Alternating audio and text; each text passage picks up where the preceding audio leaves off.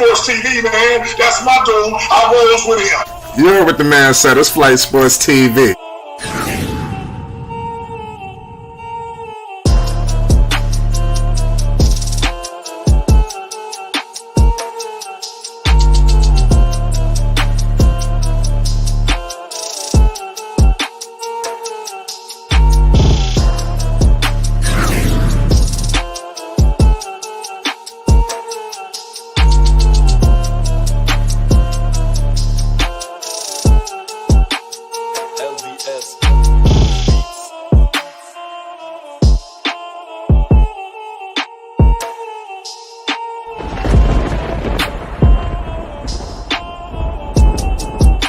Like I said, Flight Sports TV, that's where it's at. Flight Sports TV.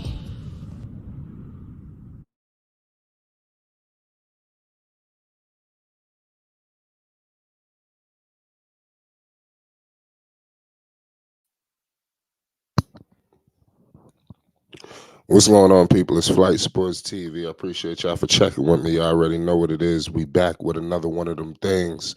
We got ourselves one hell of a matchup tonight.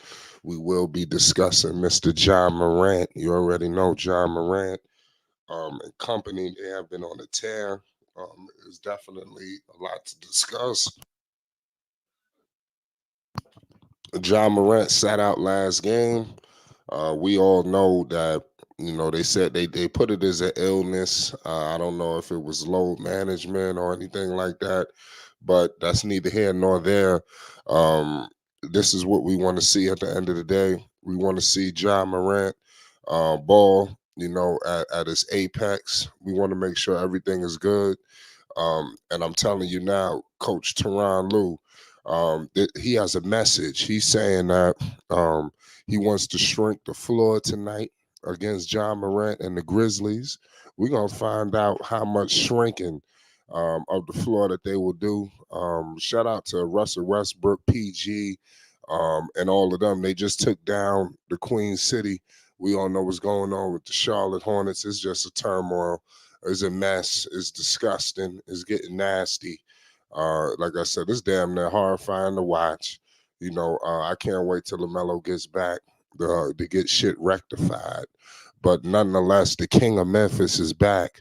Like I said, I don't know who you put up there with the top guards. I guess in order to discredit Ja, they're going to, oh, he's not a pure point guard. He's not this. He's not that. These are all things that they do to discredit, but this impact players. You look at what's going on with Cade Cunningham, and you look at what the impact that he's bringing, and then you look at the impact of John Morant, and you telling me wherever Ja goes, it's gonna be a lot of winning going on. You could book that. So that's one thing I'm very confident about. And then as I look at what's going on with other teams, I just don't see that. And when we talk about the top point guards in the league, John Morant's name don't really come up. I don't know if it's, like I said, it's because he in Memphis or whatever, but we all know Curry is in his own world. But outside of Curry, I think you could make a case for a couple of guys. Speaking of the Charlotte Hornets, they get down 20. Like I said, this is nasty. It's horrifying. Like I said, it's very hard to watch. Those games. But the Nuggets, I think that yesterday, whether John Morant played or he did not play, they was going to take the L. There was no way they was going to defeat that Memphis that Denver Nuggets team. That Denver Nuggets team is very tough, awfully tough, to say the least. But nonetheless, we are minutes away from tip-off. Like I said, we got PG-13. They got their Dawn and their Clips jersey. I actually like this jersey, to say the least. These jerseys are lit. Coach Tyronn Lue, and we're gonna figure out what they're all about tonight. Coach Lue, he was brought in for a championship, and the Clippers, I say they knocking on that door. I'm not sure if they're gonna get there, but I know that they're knocking on the door, and that's all that we really could make the case for at the end of the day. I don't know what the hell is going on with Kawhi Leonard. He was just getting praised, for his his basic situation for just being an Iron Man this season. He ain't missing no games.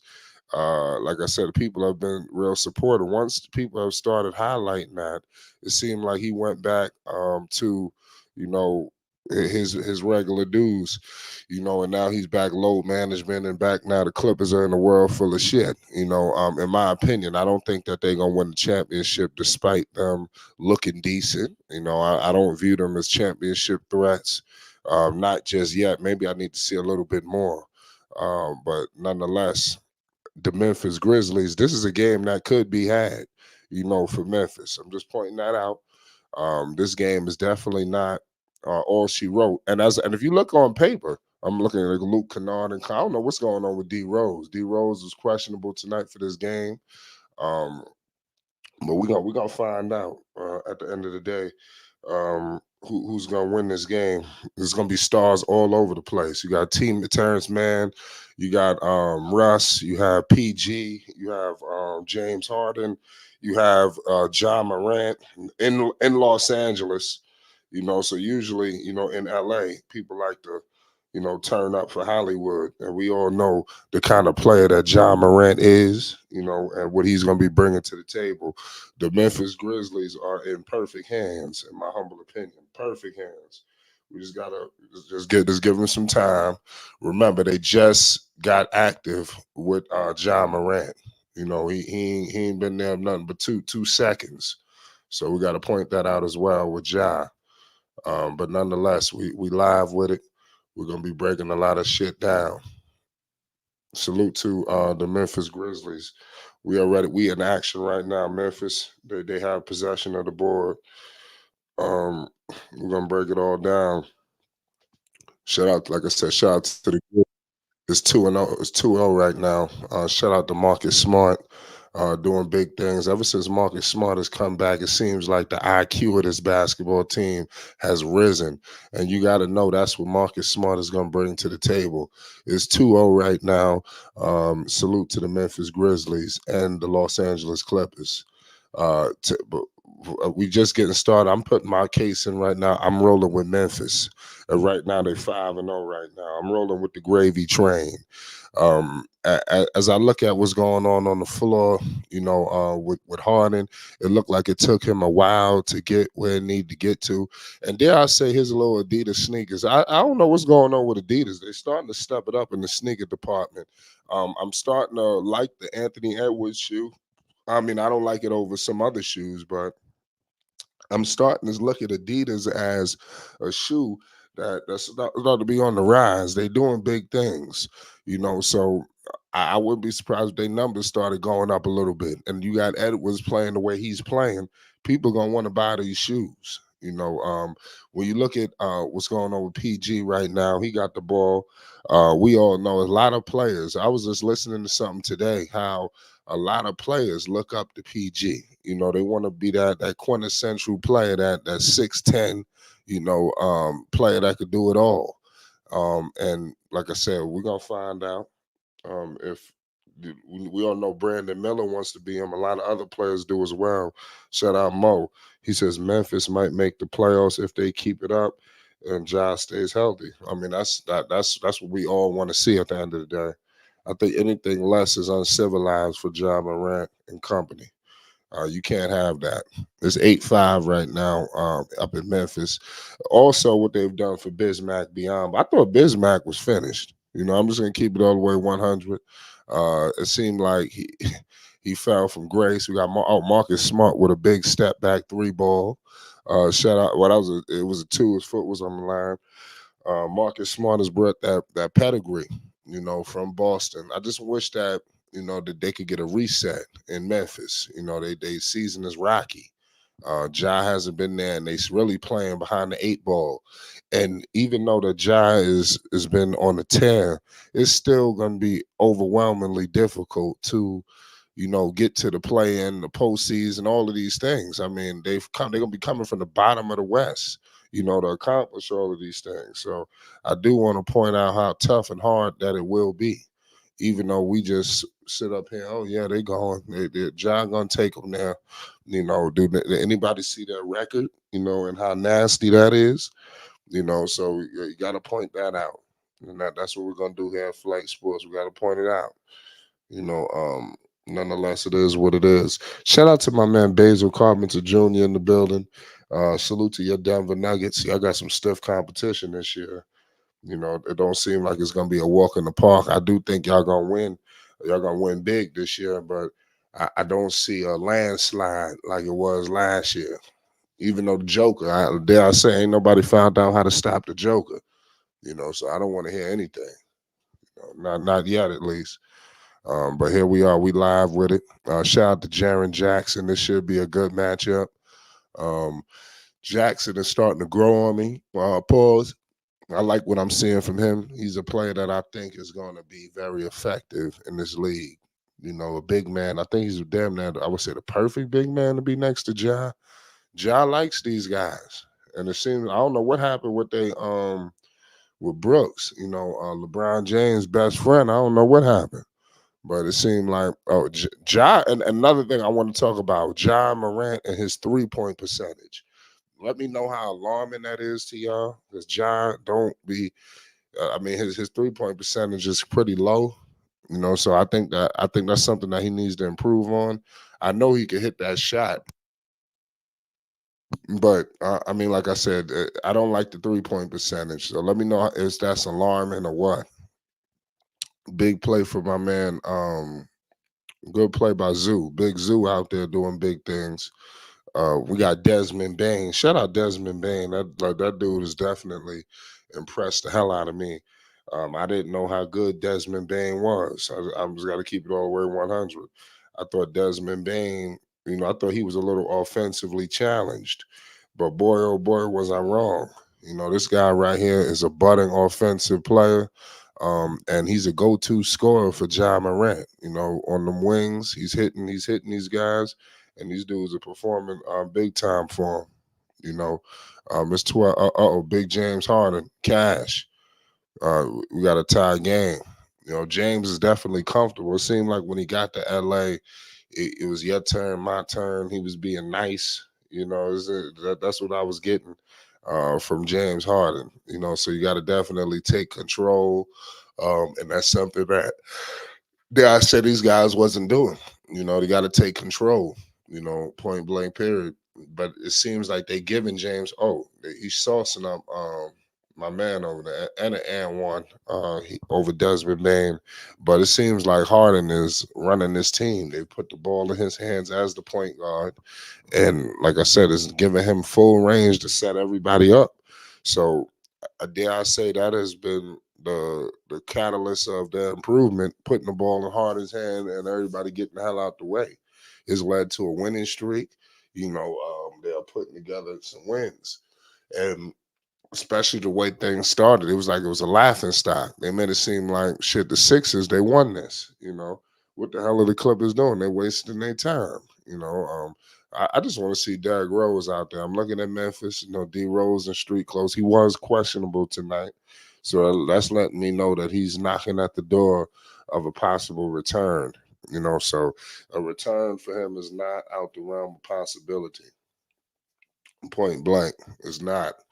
But nonetheless, we got Ja Morant live facing off against the Los Angeles Clippers.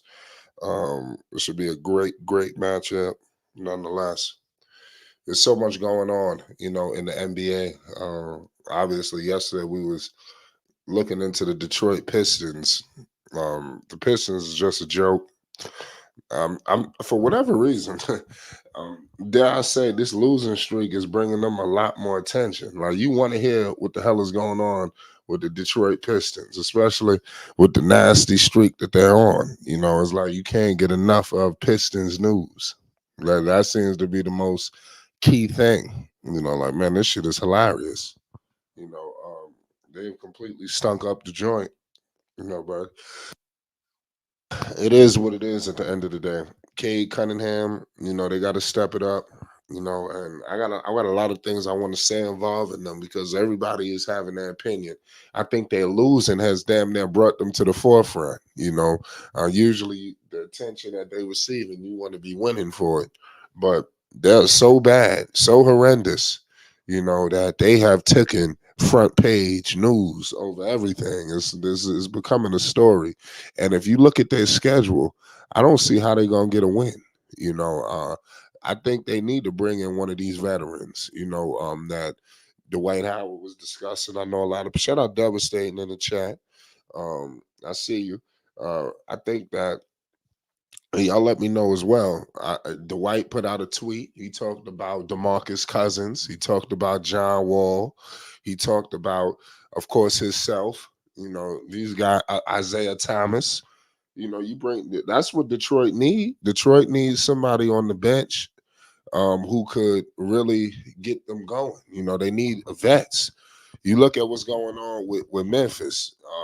Bismack playing, but at the end of the day, Bismack is a good veteran. We know the vet that he was for Melo. It seemed like he took Melo under his wing. In Melo's rookie year, and it seems like they always will have a great relationship for that. If you look at Detroit, they got some vets there, but those vets, they still trying to eat. They still got a lot left in the tank. Burks, he ain't finished just yet. He ain't ready to get back to the youth. Bogdanovich and them, they ain't ready to get back to the youth. So they need to get players in who dare I say, they at the end of the line. And mostly what they have is to give back and get that situation on track. Could you imagine DeMarcus on the bench, talking to some of these dudes, or vice versa, getting them right. You need that. Here comes my man, Jaren Jackson. Like I said, he could be an elite big man in this league. It's up to him and his talent levels. Devastator says, look at the size of that contract. That's true. I said it's crazy how Detroit hasn't fired. Oh no, they ain't gonna fire him just yet. I mean, Monty ain't going nowhere yet. You can't talk about a firing of Monty Williams, I would say, until next year. You can't just let him go after one season. If he roll in next year with any kind of resemblance of a losing streak, they got to let him go. You can't roll in this year. I dare I say he's safe. And I've said this before about other coaches, and I was wrong. But Monty is the kind of coach I don't see them just railroading. But damn, I mean, you look at these other coaches that coach Detroit, they ain't never go out like that. Here comes Ja with a burst of athleticism. He couldn't get the foul. Which I think about T. Morant. I think T. Morant is a great basketball dad who don't get enough credit, and enough respect. But we here at Flight Sports, we do recognize him. We'll definitely point him out. He's doing extreme big things. I got Marcus Smart launching up a three, and he missed it. Marcus Smart could get a little streaky, and when that happens, all bets off. Here comes James. James putting the moves on Jackson. James Harden, the way he draw fouls, and he didn't get it. James Harden is just a natural flopper. In my opinion, that he can't help it. He got the flop. This guy Jackson, like I said, he's talented. This man went from the 3-point line, took it all the way to the paint. So he got the package.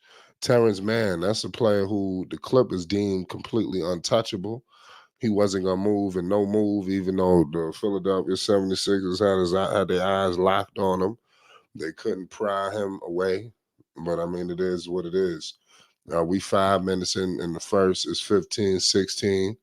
Here comes John Morant, shaking and begging. He kicks it out to Marcus Smart. Marcus Smart misses the 3-ball. Clippers up 1. Here comes James, and he scores it in the cup. Good play by James Harden. You can't ask for nothing better than that. Here comes Jaren Jackson, crossing half. PG was picking them up. I don't know what they're gonna. I guess they can't find out Zubac can't guard him. They got PG on Jack. They just need to keep feeding Jackson. Let's go, John Morant. John Morant is money in the paint. I know we talk about Kyrie. Well, Kyrie, it's gonna be tough to find a better finisher in the paint than Kyrie. But outside of him, I mean, John Morant, his name got to be coming up. James, he just walking in the threes. You got Harden out here just walking in the 3 balls, y'all. This is going to be a deadly West Coast matchup, in my humble opinion. Deadly. This is going to be a good game. You got guys sitting down right now, Memphis. They headed to the bench. John Morant doing big things out here. The 17-21 is headed to a commercial break. It's holiday season. The NBA is a lot of big things picking up. Um, I'm gonna take a quick look around the league at some of the other games that have came on. Obviously, you got the New York Knicks when they lost to Orlando. Give credit to Orlando. Um, they lost 108 to 117. Um, the Hornets, they're losing right now to Phoenix. There's a nasty situation going on right there, 97 to 110. Like I said, they about to go 7-23. This Charlotte, you know, this is damn near Detroit Pistons shit, but like I said yesterday, nobody's discussing it, for whatever reason. But I'm about to start giving it my undivided attention. You got the Oklahoma City Thunder putting the hurting on the Denver Nuggets right now. Give them props. They up 15, 90 to 75. This matchup right here, you got the two rookies.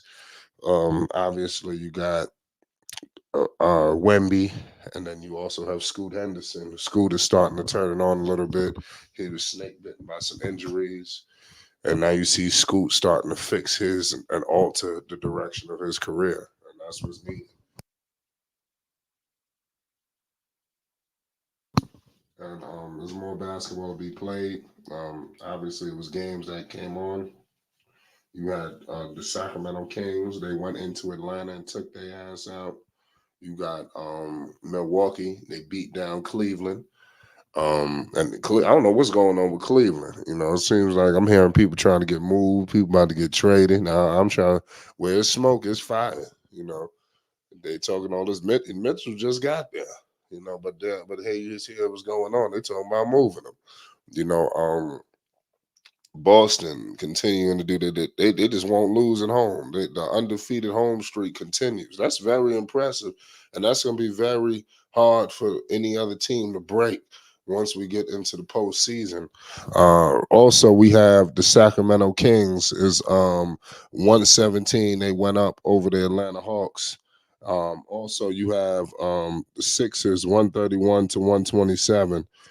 So they doing their thing. It just don't make no sense. But salute to everybody in the chat. We got Bismack rolling in the game. This is gonna be a good matchup, nonetheless. Like I said, I'm rolling with John Morant and the Memphis Grizzlies to take this game. I got Marcus Smart with it. He kicking it out to Williams. What these guys have been hitting three ball for him. Let's see if games can travel. In LA things can get rough. As I'm looking across the building up here at the crypto.com arena, they showed out, for Ja tonight. And of course the Clippers. But this looked like a sold, not somewhat of a sold out building. Definitely looked packed up to the rafters. Look at Coach Ty Lue out there working on the master plan. It's time. Ty Lue, he did big things. He's a championship coach. You see what he did. And we all gonna say, oh, he had LeBron, he had all this talent. I mean, everybody has talent. So we can't make that and discredit him. But I do remember when he had Cleveland, a couple of those guys and shit, they started off horrendous and they ended up firing his ass. Yeah, y'all better stop acting like y'all don't remember that. But nonetheless, man, it's going down. James Harden shaking and baking on Marcus Smart. They kick it out to Russ. Russ hits a big three. Good play right there by Russ. They're going to need that production out of Russell Westbrook. What do you say about him? I mean, he was just in next door with the Lakers. They deemed him as irrelevant, no help, and this, that, and the third. But then once he comes to the Clippers, here you go. Everything's active. Shout out my man Mo in the Cash App. He cashed out Flight Sports $5, man. Want to appreciate you. Thank you for your support. With your donation, man, it's definitely gonna go a long way. Here at Flight Sports, we can't do nothing without the people. So salute to my man Mo. God bless. He always supporting Flight Sports. I want to thank everybody for their support. Flight Sports, man, we do a lot of work, man. We don't always get the credit, always get the respect, but at the end of the day, it is irrelevant. You know, he said, shout out Mo. He says, "LOL, true, but in football they find a way." Russell Wilson riding that pine. Oh yeah, Russ. Yeah, I know. Your football is a little more cutthroat. I got to give the NFL that. That when it comes down to just about everything, they clipping players. Like if you got a player doing shit off the floor, you see it in the NBA, they a little more lenient with you. They're gonna work with you. In the NFL, some shit like this happened with Ja. I mean, they would have cut his ass. They would have been trying to get his ass out the league. They would have took it to the next level. But in the NBA, I mean, like I said, dude, too talented, man. We gotta weigh this shit out. Like, look what happened with Bridges. Charlotte wasn't entertained. It never was brought up of releasing him, waiving him, nothing. That was never. Nor it wasn't smart to do so on the basketball term. But in football, they don't give a damn if it would have helped out on the field. They just taking you out of here. So definitely different standards. You got to be a pro's pro in the NFL. Marcus Smart out there doing this thing, keeping the game close. It's a 5-point game right now at the crypto.com arena. It's 121. Pardon me, it's 21-26. 2:26 to go in the first quarter. Marcus Smart is averaging 12 points, shooting 42% from the field. He's shooting 82% from the line. So he's definitely brought that pedigree over, to Memphis. And that's like I said, it's gonna pay dividends. I can't wait till this whole Memphis Grizzlies team is intact. They're still not full strength. And Memphis is not at full strength. And they just treading water right now with the return of Ja. This game is gonna be tough to win, but they can do it. We all know how clumsy the Los Angeles Clippers could get down the stretch. They're not a dare I say they're not a smart basketball team. It's 23-26 right now. 2 minutes to go in the first quarter. PG kicks it out. Who's that? I must say, I'm about to get that dude name mixed up. They kick it out. Big time three right there by the Clippers. I don't even know who the hell that dude is. They got dudes making shots I ain't never heard of. Oh, Memphis. There's a foul right there on the floor. Paul George is very upset.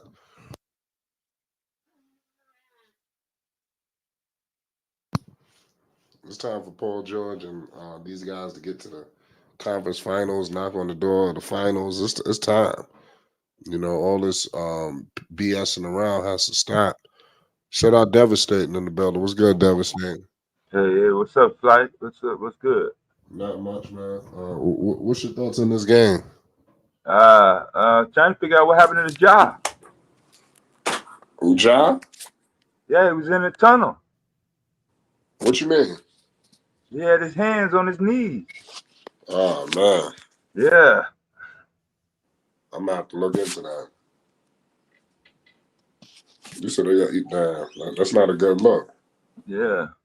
I ain't seen that, no, but I'm Yeah, well, it was Do you right hear? when you was I got a talking. question. Am I echoing? No, you sound clear as the radio. Okay, right. On I'm making sure. yeah. But hello, John, the game, you tripping. I'm about to say, you scared me half the I'm like, damn, what we Yeah, doing? Without I Ja. was on the delay. Yeah, that was why you was talking earlier. Now that John back in the game, what you think about his impact since he's come back, to the NBA? It seems like the league been missing this dude. Yeah, the numbers reflect themselves. Undefeated. Why he's in the lineup? Averaging 28-8, almost 30 a game. So he's giving you basically what he left with. That when he left, he was right at the top of the league in numbers, highlights, and come right back in right where he left off. So his impact is definitely needed And if he's not there, the Grizzlies don't have a chance. Right, you're absolutely right. You said the Grizzlies don't have a chance tonight.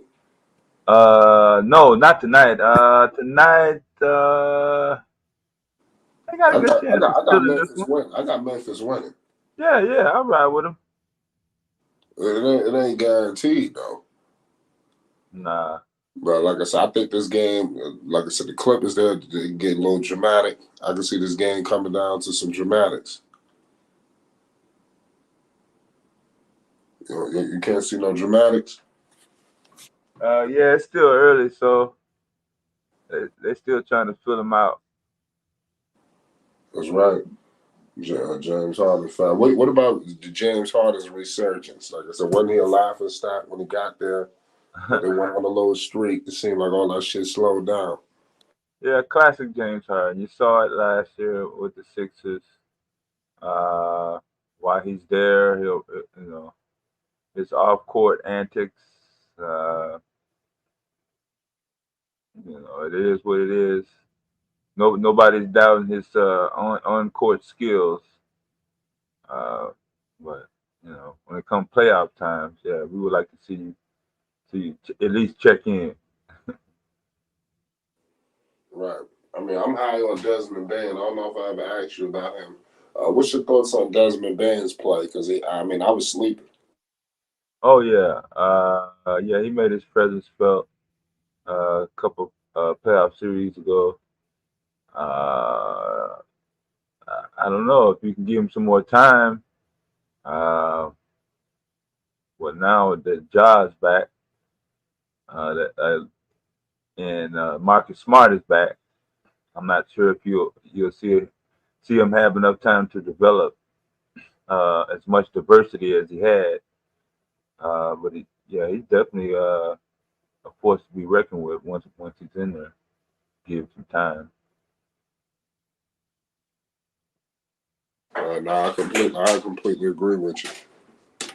The West seems wild. What about Minnesota? How dangerous are they? Yeah, I've been missing a couple of the games. I was trying to check that Wembanyama Scoot Henderson match out. That's over. Nah, it's not over. Oh, okay. It's, Yeah. Yeah. they Edward. they playing a back to back too, right? Yeah. Scoot Henderson's trying to make waves, but I think it's a little too late. Yeah. He said he think it's still up in the air for rookie of the year. He tripping. Hmm. Yeah. I was watching the Bucks earlier. What that was looking like. Giannis and Lillard got 30. Yeah, they're gonna be a problem. They're gonna be hard to beat. The only Yeah. team, Boston. It seems like that's gonna be a dead. They got destiny with Boston, and all those superstars gonna be. And listen, you gotta have Porzingis down there to control and regulate that paint. That's why I'm saying that's gonna be the difference maker for the Celtics this time. The way they was getting beat up in the paint is over. Mhm. They're not gonna just get manhandled. Giannis ain't just walking in the paint, and just doing what the fuck he want. Mhm. All same thing for Lillard. Lillard ain't just gonna be able to just dunk on people inside and attack them. That's over. I mean, Porzingis gonna shut all that down. That's one thing I give him. And that's gonna be tough. That could be the complete difference maker. Porzingis, he could change this whole shit. That was a big deal that they moved on from Marcus Smart and brought in Porzingis. That might have been the smartest thing. I hate to say it. People know that Marcus Smart, the culture and shit and everything he means, but that dude, you can't sleep on what Porzingis has brought. Yeah. He gonna be the difference between the championship, for them. But yeah, John Morant trying to do their thing. They down a little bit. Let's see if they can win up here in LA. We all know the Clippers. They headed to a new building soon, up there in Inglewood. Mhm. So they won't be playing in the same arena as the Lakers for long. Shit, is this the last year? Do you know? You probably ain't been following. Nah, I ain't been keeping up. I'm about to find out. Do they got another year here, or is it next year they going to the new arena? So they that good? They get a chance to get their own arena? Well, listen, it's LA. I mean, yeah, for years it's been an issue, going on. Yeah. Like I said, they need their own arena. Up here in LA. For years, you always heard the presentation between the Laker game and the Clipper game. It's the same building, you understand? But you'll have one. It's almost like watching a fucking hell of a movie versus a bullshit movie. Like the presentation is not the same. They don't put the same level. And it's because it's the Clippers. Before back in the days, they used to have Laker banners hanging up. Yeah. Now they're covering it. Doc Rivers came in to cover those banners, but before those banners were showing. You shouldn't see Laker banners in your building. Yeah. So it's time for them to get their own building. Shit, Brooklyn, they got their own building. Yeah. That's New York. That's not Brooklyn and Manhattan. Ain't hours away from each other. Shit. So I mean, if they wanted to, they all could have just played at the Garden. Shit, they didn't have to build no Barclays Center. They could have called them the Brooklyn Nets from the Garden. Shit. But it is what it is. Here comes Russ. Russ with a big three. Like I said, Russ having a career resurgence. They allowed one thing I give the Clippers compared to the Lakers. The Lakers seemed like they was just micromanaging him. They wasn't letting him really do him. But now with LA, they unleashing him. They allowing Russell Westbrook to be Russell Westbrook. Yeah, go ahead and go. He ain't walking on eggshells and shit like he was in LA. Yeah, Oklahoma Thunder, Westbrook. Yeah, somewhat like that. And I Yeah. give some of that credit to PG because they played together. Yeah. So PG is going to be a lot more receptive to him. A lot nicer, willing to let him come in and do what he want to do. Compared to what LeBron and them did. They'll just finish your damn career. That's what they was trying to do. You see how they doing D-Lo. They're sending D-Lo through the mud. It's Friday night, man. It was an unbelievable matchup. New Year's weekend, Yeah, but what you got planned for the new year, man? You on the road? Oh no, out of trouble, man. Staying out of trouble, man. Staying low in the crib. That was good. Watching Shit, I forgot you from Chicago. Yeah. What's your thoughts on Lonzo? I know you heard the news yesterday. No, I didn't actually. Oh man, the news on Lonzo, they said that Billy Donovan came out and said that Lonzo Ball is no longer experiencing pain in his knee. They said all of the pain he was experiencing has been eliminated. Oh. And he should be running next month, in a couple weeks, basically. Oh, okay. Well, yeah, stepping in the right direction, I guess. There's a step in the right direction. They didn't say he's still slated to miss this whole season. Yeah. And it's good that they do that. They shouldn't add any suspense, Right. to this thing. Continue to say he's out the whole year, but he's feeling good and all that. Don't get it to the point where you got fans rushing him back for the play. They want another Michael. They want another Michael Jordan coming in out of nowhere. But nah. Yeah, they shouldn't. I ain't gonna lie. If he could go, I would do it. I would pull the trigger. Lonzo ready to go after All-Star break. Let's go. And that's just what I would do. But I know that other people would say just sit him out and not allow. I say get him on the floor. Long-term effects. Yeah, I guess so. Yeah. I'll get him on the floor though. Just to say he played for this season. It's tough. Who knows the minutes restriction that he could be on? But that's all shit that we can deal with when he get back. Yeah. You know it's gonna be a minutes restriction. But Lonzo, man, this is gonna be a big injury to recover from. Big injury. Yeah. I'm trying to think of the list of players that came back from big injuries. That's a short list. high quality players had a big injury and then they came back to where they was. Right. You're right about that. What I will give Lonzo is, like I said, he's a playmaker first. So I mean, all that's not gonna get lost. Yeah. And Lonzo never was a player that relied on his jumping ability, to be the most effective. Dare I say he was, damn near playing good 3-and-D basketball, and that's what the coaches wanted, and that's what he was playing, and he was starting to excel doing that. Of course, when DeMar and these guys allowed him to run it, he would run it.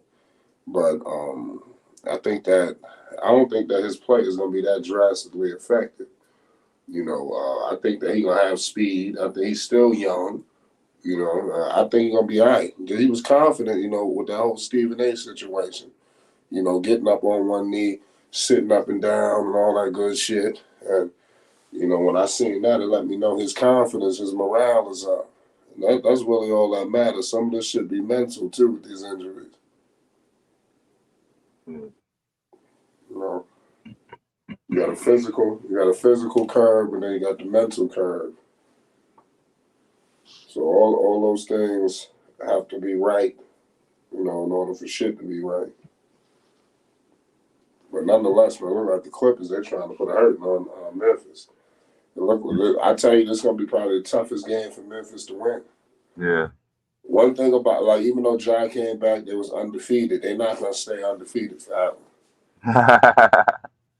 With John Morant, they're not about to run off the rest of the season and win every game.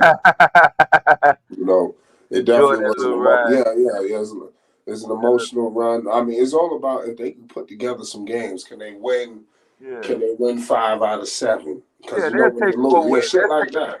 They'll take the little four. Because it got you in movement. You in motion now. Okay, you dropped these 2. Well, this game is not over. You lost yesterday. Of course, you want to win today to get shit back on track. But let's say you lose these next 2. The next one is a must win.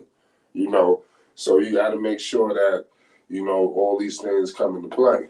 If you Memphis, but it's 31-44 right now. It's a wild game. Mm-hmm. The dude was playing. The Thunder, they beat the Nuggets too. This nigga Shea put up 40. Mm-hmm. That dude Shea he's starting to turn his game to a whole nother level. Yeah. Shea Gildress Alexander. Yeah, he did a Larry. He did. I seen him do a Larry Bird, falling back behind the backboard in the corner. Who, Shea? Yeah, number net. Like I said, they traded him with the Clippers. Yeah, I remember. That's crazy. Like I said, Shea was That's when he was Shea was good. That was when he was getting his game together. Yeah, that's what I'm saying. But at the end of the day, you got to give these players time. Yeah, that's what I'm saying. That the Clippers should have kept him. But it is what it is. But they didn't want to do it. You see where OKC is at. Yeah, they got a better record than them. Yeah.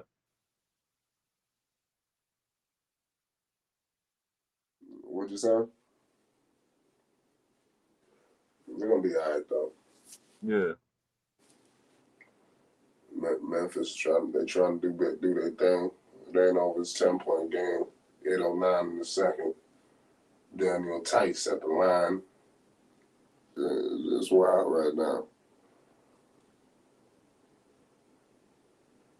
Salute to everybody in the chat. We're going live today. Salute to the whole chat. Unbelievable matchups going on in the NBA right now. We got Devastating in the building. We got the chat active. Shout out Mo. Shout out my man Lamont. Salute to all y'all in the building. Shout out my man Basil. See Trent. My man Daniel. Shout out to all y'all that's rocking with Flight Sports TV. So much big basketball going on. It's 36-47. It's wild. The game is back. Memphis trying to hang in there. But like I said, it looked like the Clippers, they want to show that they're just a better team. And if they got all that working for them, all bets are on. Salute to all y'all in the chat. Crazy game right now with the Memphis Grizzlies. 38-47. Memphis still trying to hang in there. It's not over just yet, devastating. This game is getting close. Ja and Memphis, they want to hang in there. They're coming off of a loss to the Denver Nuggets in the previous outing. So, this game, they're going for it. Shout out to everybody in the chat. We got the King of Memphis, taking on the Los Angeles Clippers and that star-studded duo. They're minus Kawhi Leonard. But we all know that this Clipper team has a collection of star players. Some of them people might feel like don't have nothing left in the tank, but that's neither here nor there. Russell Westbrook is still Russell Westbrook. James Harden is reminding you the caliber of player he is. Kawhi Leonard is the biggest domino, because I like Kawhi. He's a great player. But what I've seen, and you can even speak on this in the chat and the panel, I haven't seen that same level of desperation from Kawhi Leonard as I've seen him with the Raptors. He need to bring that level of desperation where it was like he was trying to prove to the world. Obviously, it's hard to replicate things like that, especially after you've won. But it would be good to see. I think that if he could bring that level, I think that they could do something because these guys have been together for a while. There should be some chemistry, especially with him and PG. Russ, it's some kind of continuity here that I want to see them bring out. I think it's plenty of time, for all that stuff to occur. Nonetheless, it's a 11-point game. It's 38-47. It's crazy right now. Ja Morant, Memphis. This same game happened, before. It looked like Memphis was going to lose. They ended up coming back. So they will. The Suns beat the Hornets, too. Terry put up a 40-piece, too. So Terry doing everything he can. I can't wait till LaMelo gets back so we can get back to doing what we do best. It's definitely been unfortunate with this nasty shit. It's been very heartbreaking to watch, the Hornets because what's the estimated date? They don't have one yet for Melo. Like I said, it's like it's like they're not bringing up no dates. They ain't about to play with the people. I guess that's fine. But what I will say is he is actually practicing. I don't think from the last part what I seen was it was still in non-contact, but he is practicing. He is participating in shoot around, so it's not like his man is sidelined. You understand? So they're generally taking it slow with Melo, but the problem is how slow we taking it because it's getting to the point where you might as well just sit his ass out for the rest of the year because they're not going nowhere. I mean, just all seriousness because they talk. I understand that we don't want to rush and all that, but this team is on the midst of a 10-game losing streak. This shit is sad. Yeah. You don't have that. I hate to say it, but you don't have that time. And when you got a situation like Detroit, and I was just listening to this the other day with somebody, like, in the NBA, you have a lottery.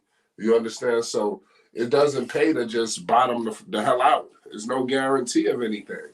You understand? So that's why when people think that Detroit, are they tanking? They're not tanking. They're just losing. There's nobody tanking no more. Nobody's blatantly trying to lose. Especially this early, because there's no guarantee of nothing. It's not like how it was with Sam Hanky and all that shit. When he was tanking and shit like that, where it was more of a guarantee. They don't put implementations into the lottery to make sure you get screwed over. So it's wild. It's crazy. It was time with the Knicks. They tanked. They ended up with the third pick, so it's no guarantee. And they missed out on both of the big names. They couldn't even get Ja.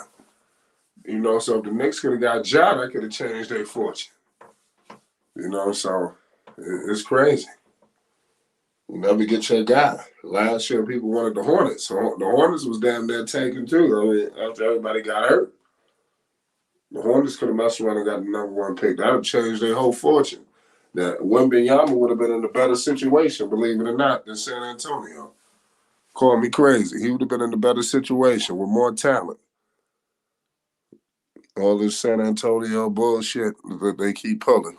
You know, it's messed up. That was clear, blatantly screwed over how they got him. You know, if you really evaluate how the Spurs got Wembanyama, there was some foul play involved. It had to be. You know, I ain't like how they got him like that. It's like they got their guy. You know, they've been talking about this dude. They tanked, and they got rewarded. It almost like it seemed like I think some kind of tampering was involved. Where I think Wembanyama, he's a foreign player. He probably went up to the NBA, you know, offices and shit and said, "Listen, I want to go to San Antonio." But I believe that was pushed. That was pushed by San Antonio for them. Yo, listen, man, you better go in here and do this, and this is gonna work. You know, and I think they orchestrated some kind of coup. You know, and I mean, all seriousness. And then he probably was like, "Yo, listen, if I ain't going to San Antonio, I'm just gonna stay overseas." Yeah. You know, and Exactly. the NBA, I think the NBA said, "Oh, hell if you are." You know, we'll work it out. I mean, and they got his ass where he needed to be. That was just too. That was fake, man. Oh yeah, the kid from France. Like, how does the NBA, nobody could get their guy like that. The kid, the France connection with fucking Parker, the whole dynamic, the foreign-born players. It's just everything just lined up too perfectly. You know, and he should have went to the Hornets. You know, that would have been a better move for him. They would have traded Mark Williams, but I mean, that's good problems to have. I don't know what they could have. I don't know what they would have done. You know, they would have had a hell of a squad, though. Yeah, I was watching a lot of it. I thought the Hornets was gonna get it. Man, that would have been a franchise changer. Man, I fell over in my chair. I was like, man, they finna get it. Yeah, that would have been a big play. Yeah. You know, getting Miller ain't bad. You know, Yeah. I think Miller is gonna be a guy who is just gonna take a little while. He's showing flashes of a good player, but it's just gonna take time. You know, we want all these dudes to rush and shit, but it's gonna take time. They're gonna be all right. I just can only imagine what that would have looked like with LaMelo. That would have been crazy. Melo needed a player like that. It's 38-51 right now. Salute to everybody listening in the chat. Shout out to everybody on the panel. Everybody that's talking and chilling. Shout out to all y'all. Want to appreciate y'all's Flight Sports. You already know. This is a crazy situation. We got Devastating in here cooking. It's 38-49 right now. Memphis trying to tread water. But they just got to stay in striking distance as we get into the second half, leading into the fourth quarter. If they could do that, I think they're in good shape. They just got to stay in striking distance. Like I was saying, anywhere in that 10-point range. You don't want to go to 15, 20, but if they can stay around where they at right now, hovering into the fourth quarter, I think you put Ja in position to take the game over and win it for you, things like that. So that's what we want to see at the end of the day. You know, nonetheless, you know, we minutes away. Halftime will be here shortly. So these next couple minutes is going to be very crucial for the Memphis Grizzlies as they take on the Los Angeles Clippers.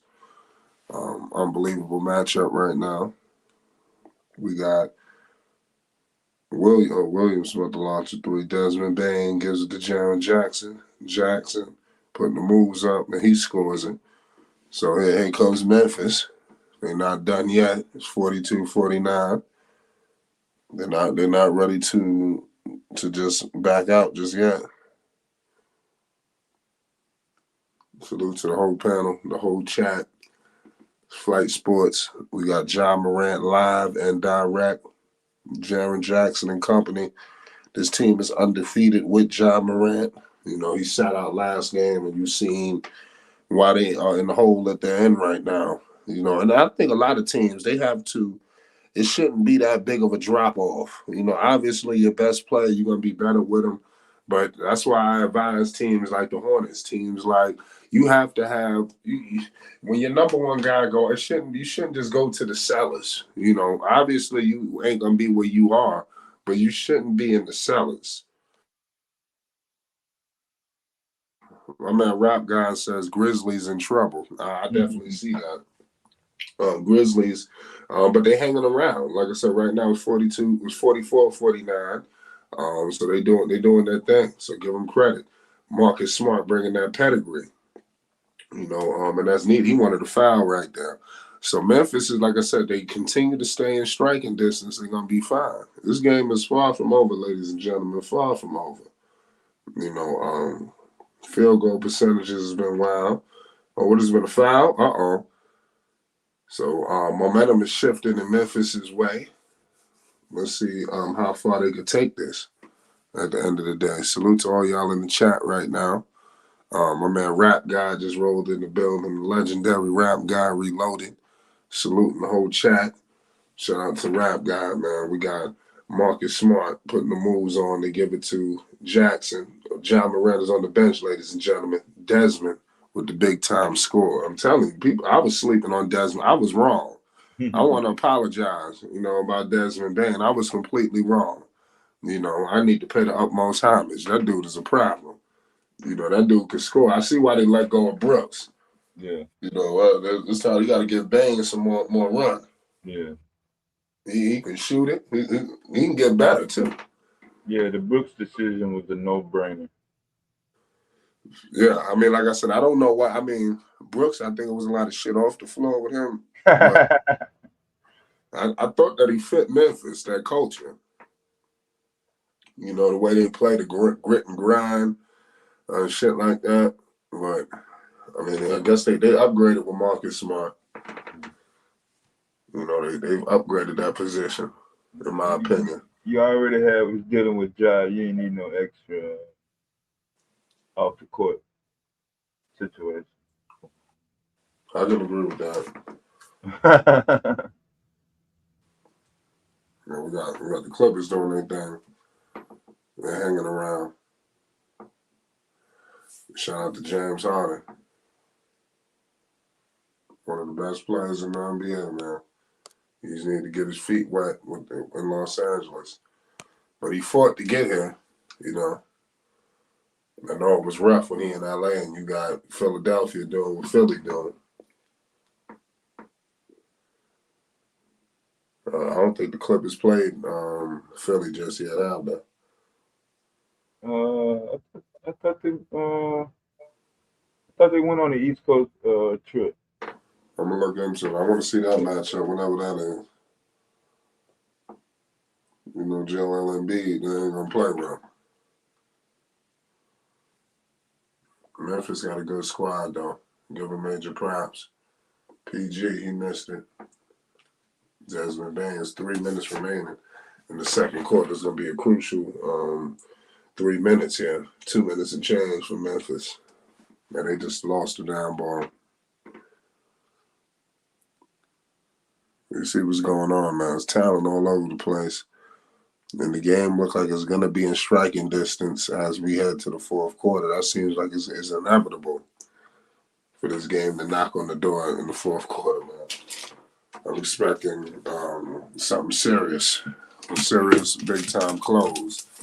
Rap Guy says, I've always liked Desmond Bain. Game very underrated. I agree with that.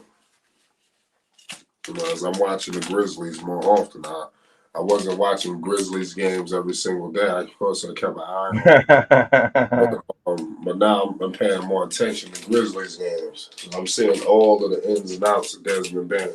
It's different. I did this when the Carmelo Anthony came to the Blazers.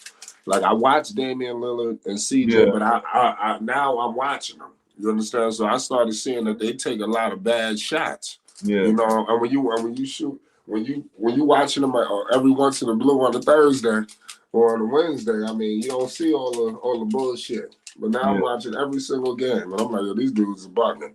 They're up here chucking up bad shots, and then when it's going in, it's good. But when they missing, it's like, man, what the hell is going on? You know, it's crazy. Every team got their own issues. You know, that they dealing with. Look how many shots I done seen Jordan and Pippen take. Right. Missed. Yeah. Wow shots. Yeah, right. Shit, LaMelo, he compared John Morant to prime D Rose. What you think about that? Prime. I mean, a lot of people. 2011 Derrick Rose. Well, I don't know. He just said that he liked D Rose. He didn't say specifically prime D Rose. Yeah. But I mean, it's tough that everybody keep throwing prime. Everybody comparing everybody to D Rose like that shit was nothing. And you from Chicago? Rose on another level. They was winning too. That's what I'm saying. People just think it was just some one man show shit. They was knocking at the door. And if they didn't have that big three Miami, I would have went to the finals. Yeah. So some of these other teams, they just playing well, but they ain't winning. Y'all was the number one seed in the East, in the whole league, I think. Yeah, the whole league at the time. Yeah. So people got to do their homework before we start saying he D Rose. You know, I mean, I understand though, but it's just the job situation. It be other people like everybody. You know, it's D Rose. I mean, I don't know, man. We got to just let people be their own. You know, but it's a 1 point game right now, headed in halftime. This shit is crazy. I don't know what's going on with the Bulls when they're gonna get themselves together. You got Desmond Bain being the leader, taller than Jackson Jr. Shit is crazy.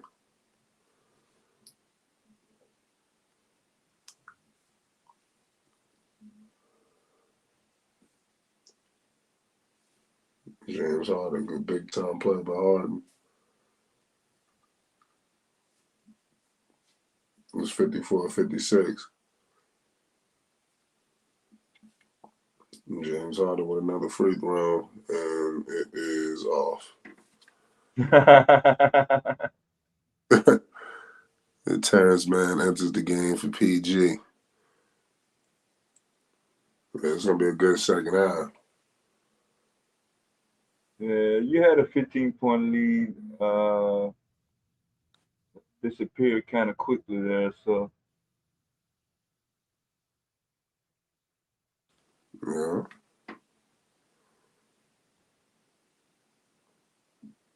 $54-57. Let's see what Desmond Bain gonna do to give it to Ja. Terrence Mann is on Ja Morant.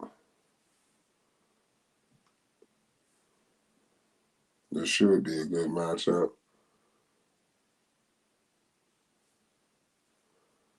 We gotta get his teams props, man. Give Memphis props.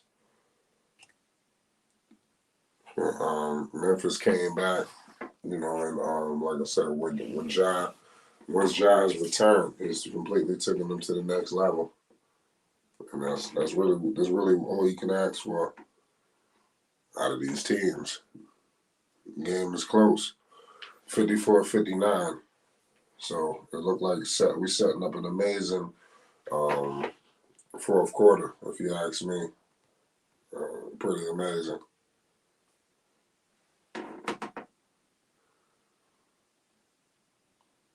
Shout out all y'all in the building, Devastating, Mo, Rap God, all y'all in the chat. We in the midst of halftime. Devastating, you think Memphis can come back and get this? Yeah, they're right there. They're right. They got them right where they want them. Well, I agree with that. Yeah, I don't think there's no pressure on Grizzlies on this one. You don't think so? Even coming off the loss. No Jello updates, Rap God. I haven't heard any Jello updates.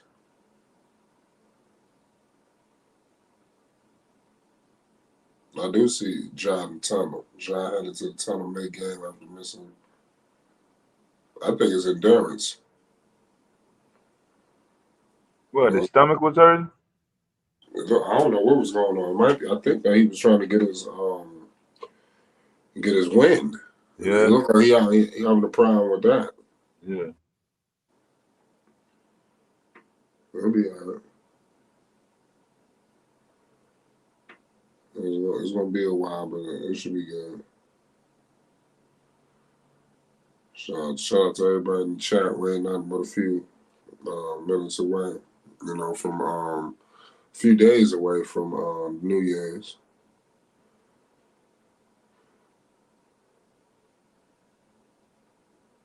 You going to a party? No. Oh, okay. So you going to a party? Hell no.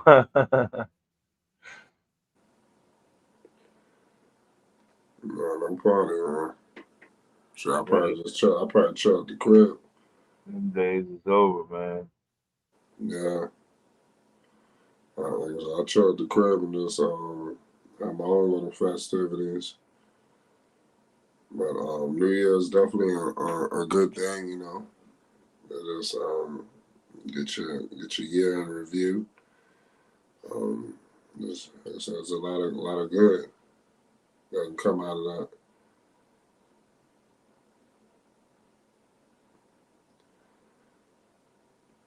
Yeah.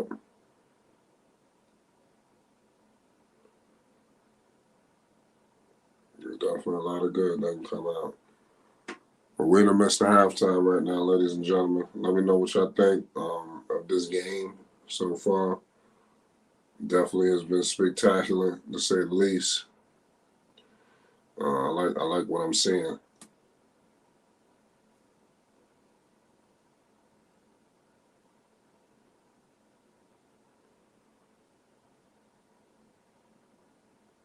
Yeah.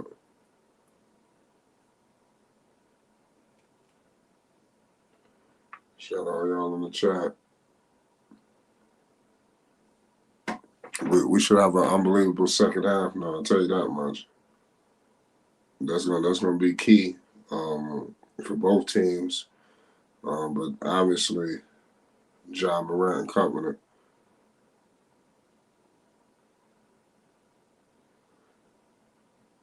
Yeah, I think they're gonna come out with a lot of energy, knowing that they can get this win. Yeah. You're right about that.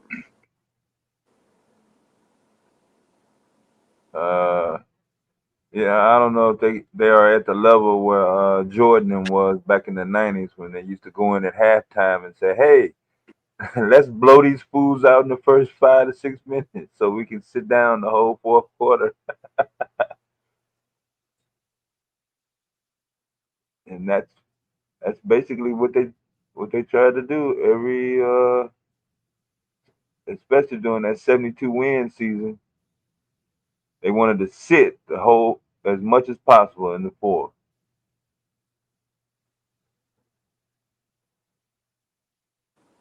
Yeah. You're right about that. We still want to sit as much as possible.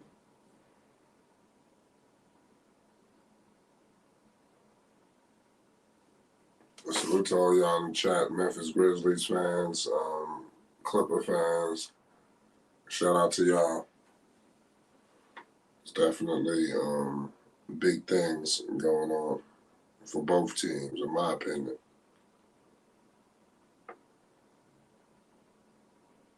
They only won 10 games. Who the Grizzlies? Yeah. Yeah. Damn, I didn't know that, man. 6 games before he came back. I wasn't even keeping up. Maybe I saw it and missed it. Maybe I thought that was another stat. Jeez.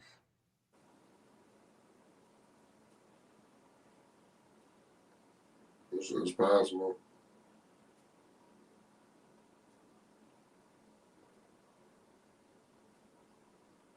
Yeah, they definitely have a low margin of error. So they got a low margin now.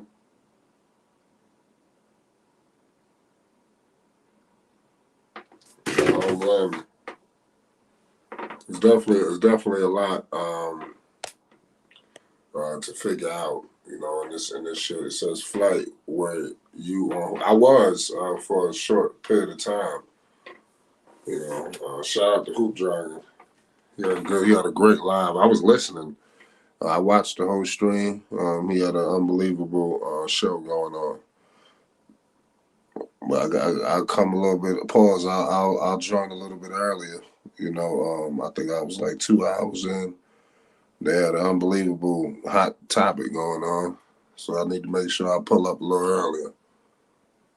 But it was definitely a very great show, to say the least. We got Devastating in the building. You subscribe to Hoop John, right, Devastating?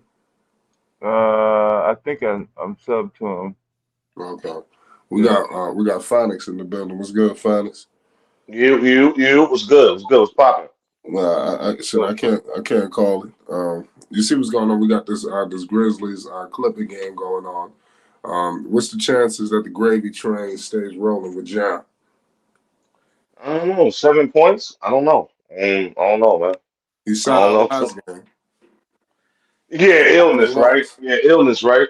Yeah. Yeah, well, obviously, I don't know what's going on because he was just in the tunnel. People showed me, like I said, Devastating brought that up that he was in the tunnel. I just seen that.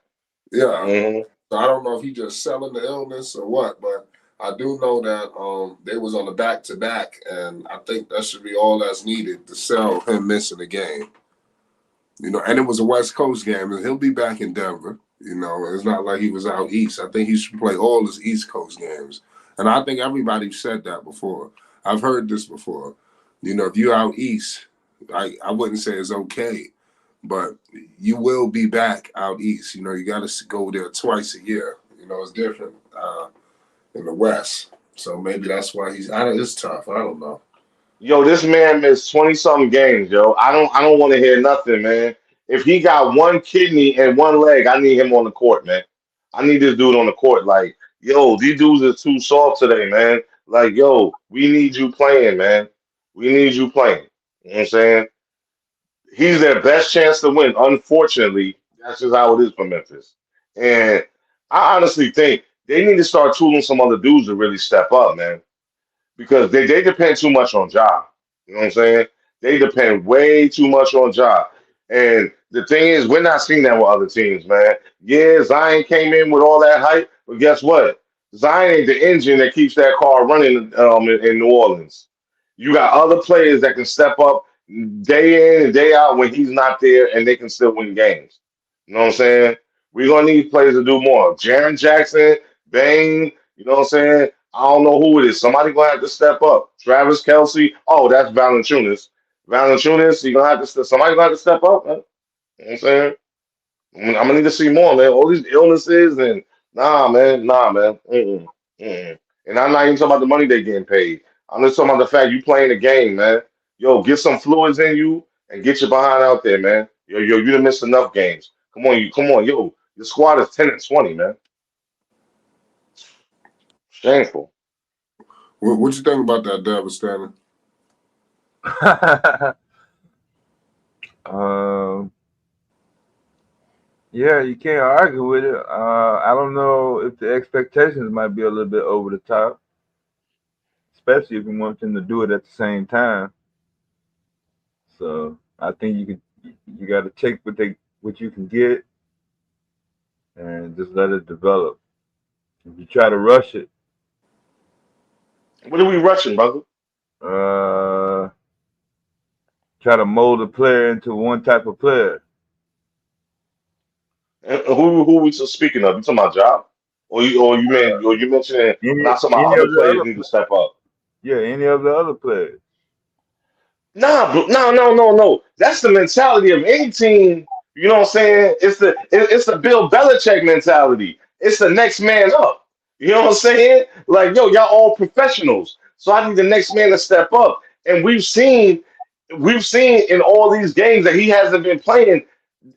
Unfortunately, they can't do that. They professionals too. They get paid good money too.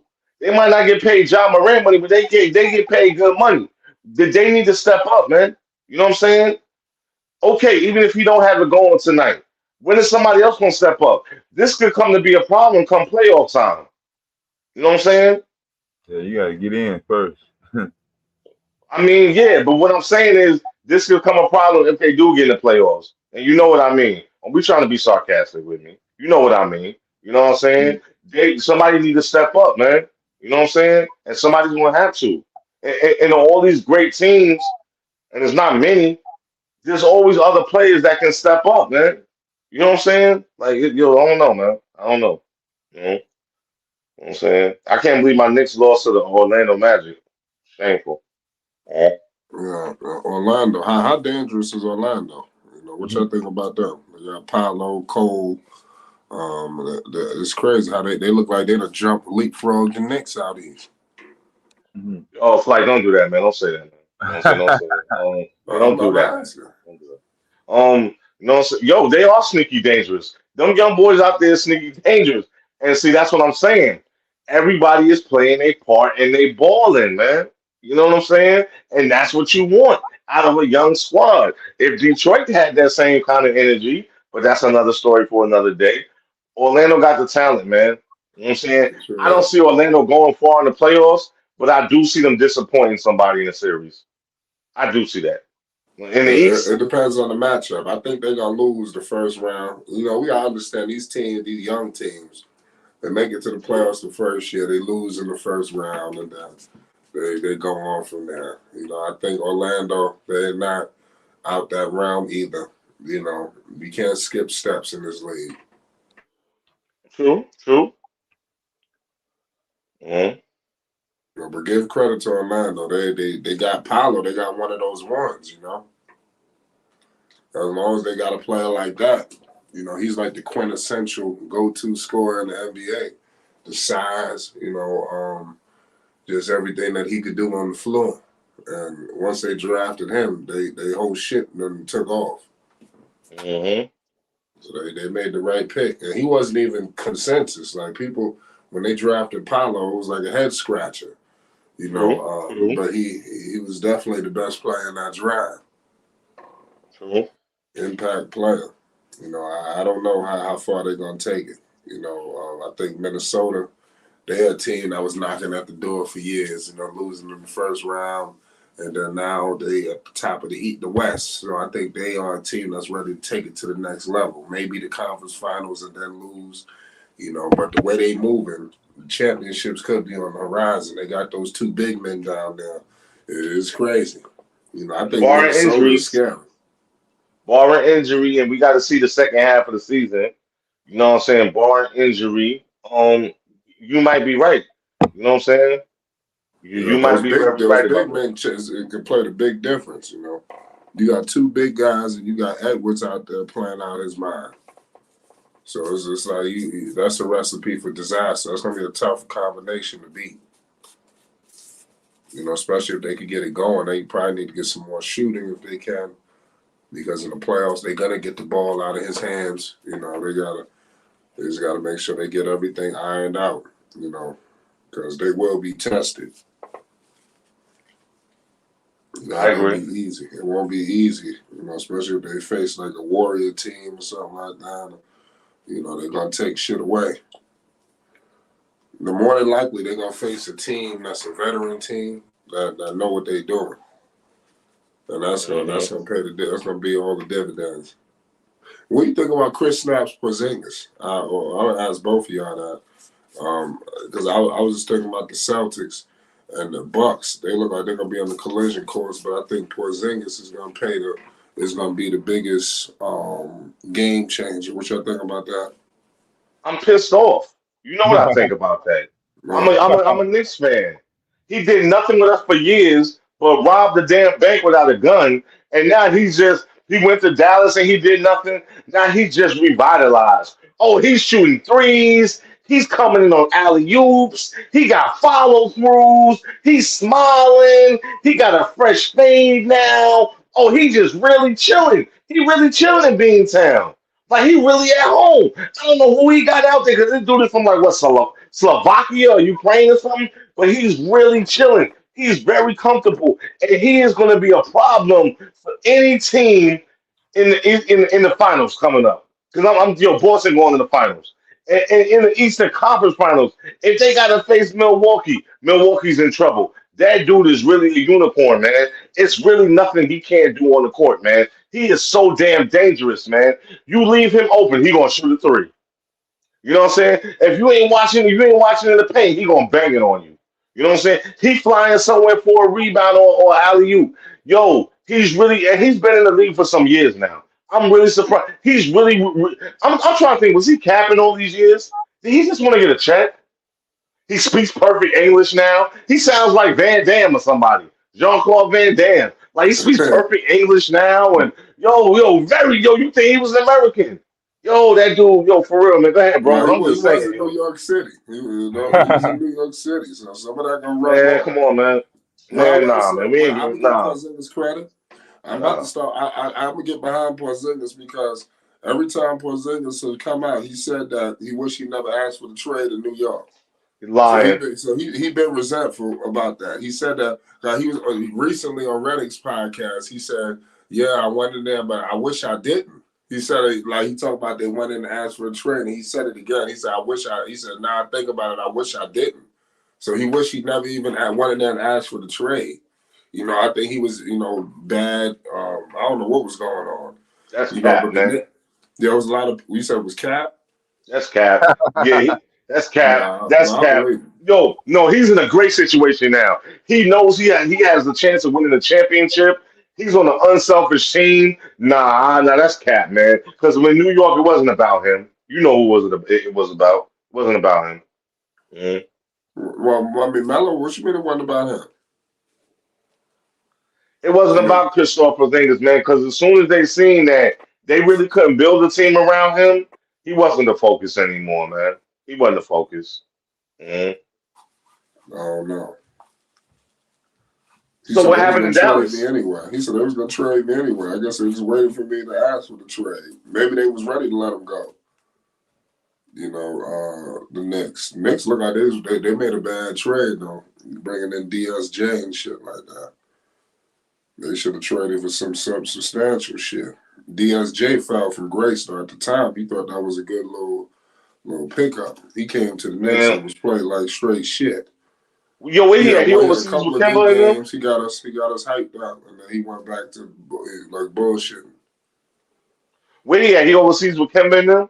I don't know. Nah, DSJ, I think is in Brooklyn. But I think he is in Brooklyn. He is in Brooklyn. Mm-hmm. Now he played good last year with Charlotte. He was going to get another situation. He was on the Hornets last year. He was productive. He was in the rotation. He was doing shit. So I mean, he definitely deserved another job. He's an NBA player. Shout out to DSJ. Yeah, but you know what I'm saying? Still though, man, like yo, you know what I'm saying? Kristaps Porzingis. Yo, that dude is very dangerous with Boston. They're already a dangerous and explosive team. He makes it even worse, man. I watched the first game he played with him. I was like, oh my God. Who is this dude and where did he come from, man? You know what I'm saying? Like I said, he's been resurrected. His career has been resurrected, man. You know what I'm saying? And he might be the reason why they win a chip this year. And that's real talk. Excuse me. That's real talk. Right. That's real talk. I think so too. I think because like I said, they couldn't do it before without him. The Celtics always was a good team, but it's like there's something missing. They didn't have a bona fide big man like that. Robert Williams can't stay healthy.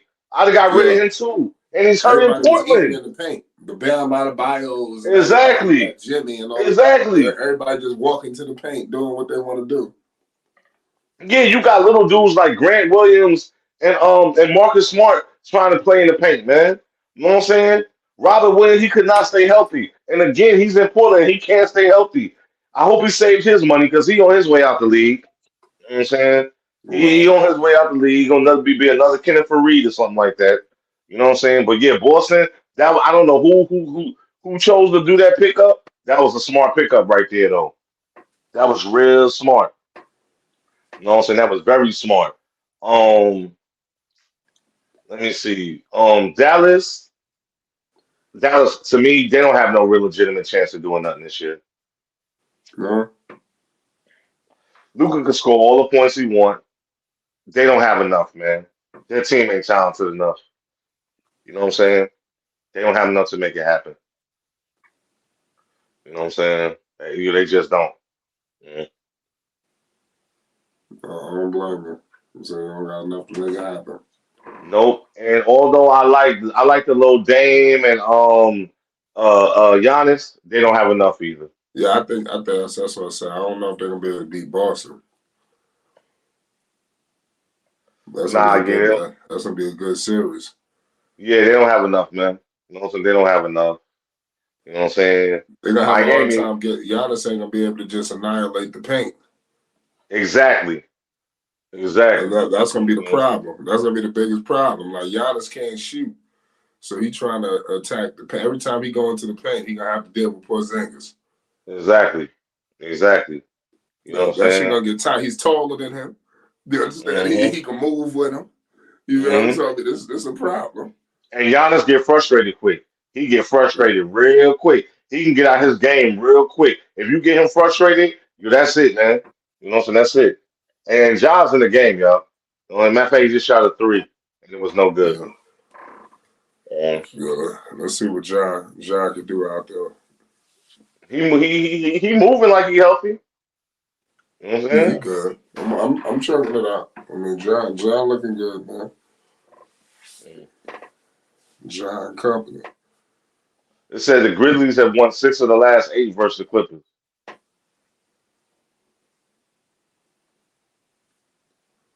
So That's we'll see. You crazy. know what I'm saying? They got everybody in there. I don't see Kawhi. No, You know what I'm Kawhi, saying? I don't know what's going on with him. Mhm. I You guess know his what's going his, on. his, his load management. Yeah, you know what's going on.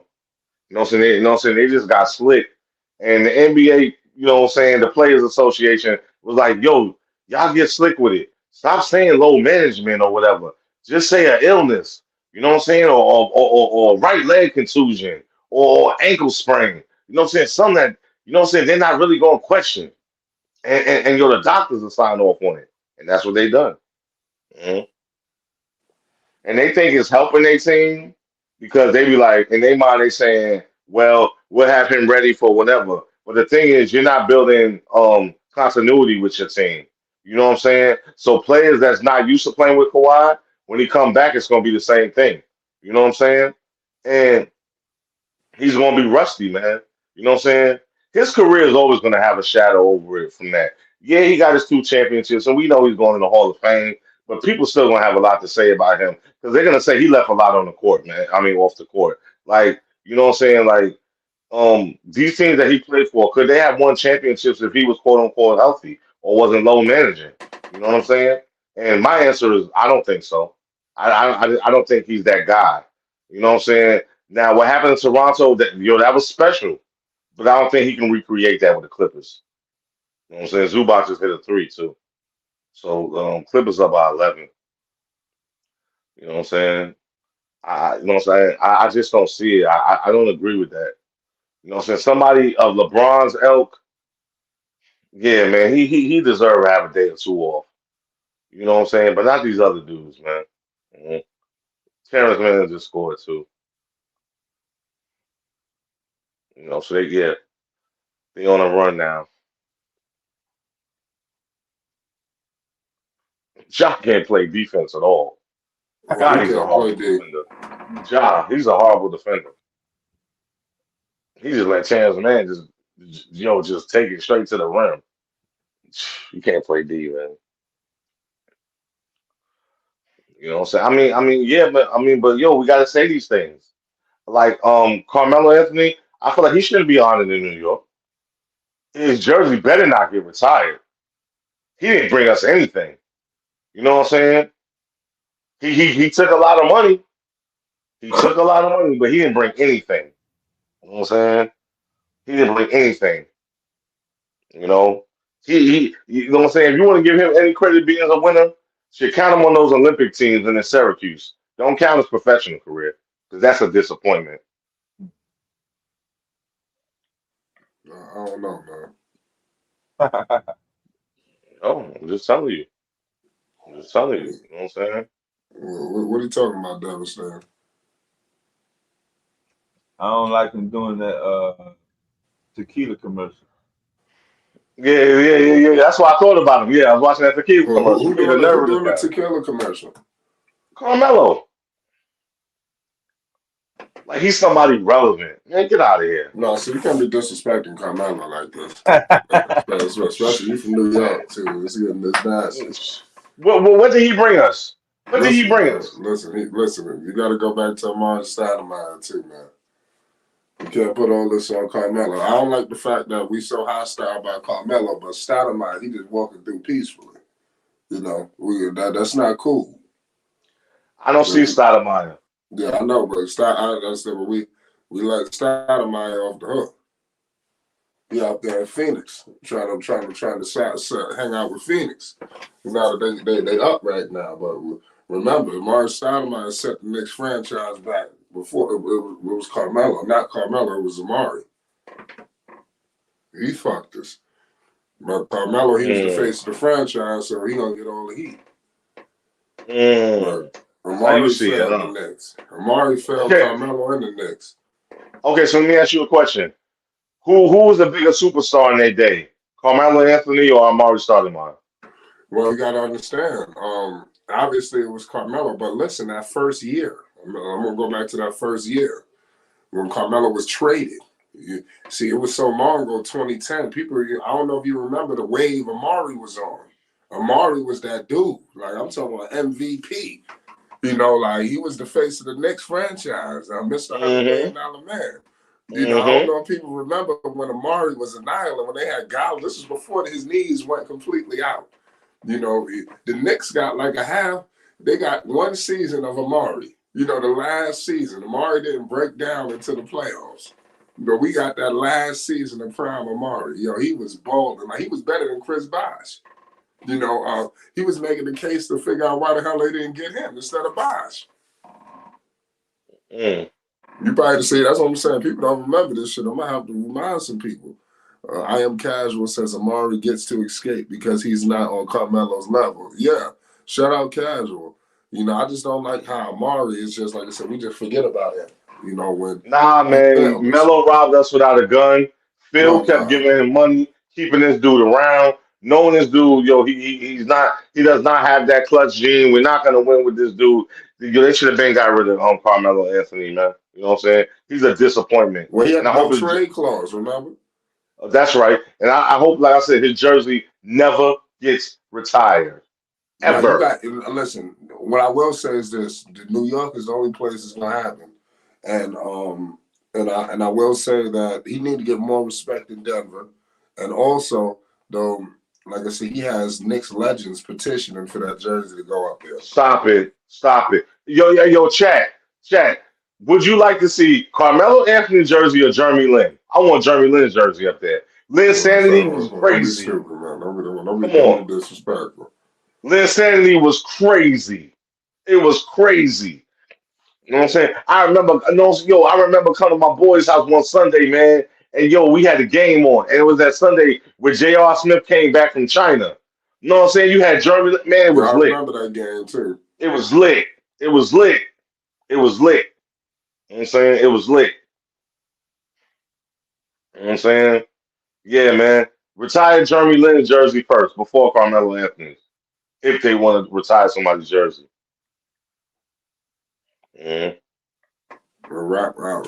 Casual says, he said the guy that's speaking on my Bucks is not informed on Giannis' dominance in the playoffs and how the Celtics don't have any answer for Giannis with shooters this year. I mean, the answer going to be Porzingis, in my opinion, defensively. Hold on. He said with shooters? I don't understand. Stop it, man. We're going to have to clarify that a little bit more. Man, you got Derek White out there. You know what I'm saying? Come on, man. You know what I'm saying? Tatum, you can't never count him out. You know what I'm saying? Wow, Ja, that was a BS alley oop you tried to throw. Paul George just hit a three. They are by 18 points. No, yeah, 18. hmm So nah, man. I'm with you, man. I don't think they have an answer for Boston, man. Um, it's not good matchups, man. You know what I'm saying? It's just not. Mhm. And look, I love Dame, man. I believe in Dame. You know what I'm saying? Dame is big time, but I don't know. I don't know. Right. Yeah, I mean, I like Dan. Dan got to get it together too. Yeah, so I see Bradley Beal came back. Oh shit! What happened with Congratulations. that? What he put out? I think I don't know. I don't know. They just had the I'm numbers about to up, look. I'm man. about to look at those numbers. Yeah. I know he came back. You know what I'm saying. They won handily. You know, I don't know what's going on in Atlanta, man. You know what I'm saying. They made a lot of bad moves last year. Don't know why you got rid of John Collins. You know what I'm saying. I think Huerte's gone. I don't know what they doing, man. I don't, Trey Young, they gonna wear that little dude out, man. You know what I'm saying? But they really took a fall. You know, fired the coach, and they thought that was the answer. And I don't know. Yeah, I don't know what they're gonna do. Yo, chat, yo, if we're not covering your team, you want to hear something about your team, just put it in chat, man. Yeah, there's definitely a lot going on. What about OKC? Should they make a trade? Should they trade for Laurie Marketing? No, mm-mm. I mean, I think Laurie OKC, Marketing then connected.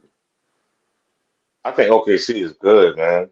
They're another quintessential young team, like Orlando, man. I think they're good. I think if they could play together for like another year, they'll reach the Western Conference Finals at least. You know, Ja got 15 points now, 5 rebounds, 7 assists. They down 14 points. Yeah, Oh, I you don't didn't know if they're tell me gonna be able about to that come back in this Paul one. George Leaner. Research? Huh? Yeah, I'm on a delay. I didn't see that. I didn't hear you say nothing about that Paul George Leaner he just had. Nah. Damn, he just banged that shit. He just banged that shit too. Paul George looking nice and healthy. We'll see how long that lasts. James Harden, you know what I'm saying? Got 12 points, 12 assists, 3 blocks. Needs to give the Braves up. Hairline is done. Come join the ball club like the rest of us, But yeah, you know what I'm saying? How ironic that jersey says the Clips. Oh, there go Kawhi. Louis Vuitton hat on. Yeah, No, marathon sweater with a bunch of lint on it. yeah, You he's know what going I'm straight after the game. He's going to get something to eat. saying? And he's just chilling. They talking about vote for All Stars. I'm not voting for him. Yeah, that's crazy. It seems like if you have any little bit of injury, they're gonna pull you. Word, word. I broke a fingernail. All right, you out. Ooh, the Clips is on a run, boy. They back up by 18 with the fast break. The assist from Russell Westbrook. He out there going 1,000 miles an hour. Mm. Kennis Yo, said respect to try. the Clippers though. Yo, respect to the Clippers for keeping Russell Westbrook. I never thought he was a problem with the Lakers. I always loved his game, man. He plays with passion, and he plays 1,000%. He doesn't cheat you, and that's what I respect about him, man. He earns his paycheck, man. He's always out there. He's durable, man. You know, somebody whistling like, what the hell's going on? Yeah. Exceptional athlete. You know what I'm saying? Yeah, but I agree with that. It's looking like it's gonna be a tough battle for them to get back in this game, man.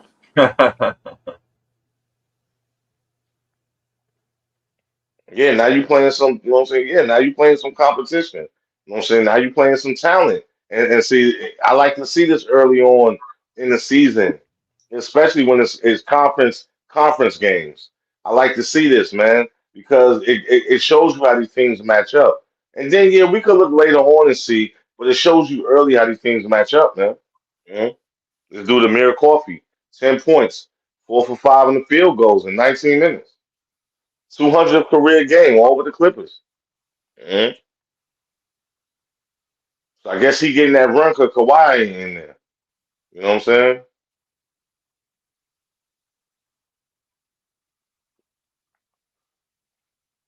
No, I Bane just agree hit a with three that. pointer. Yeah, Bane, you know what I'm saying? He always come to play. He just hit a 3 pointer, 70-85. You know, and you know, even for Harden, man, I think it was a good, you know what I'm saying, move for him, you know what I'm saying, to go out there to the Clippers. Even though I don't like Harden because okay, it says Kawhi Leonard is out tonight because of his left hip. Yeah, whatever. Yeah, whatever. You know what I'm saying?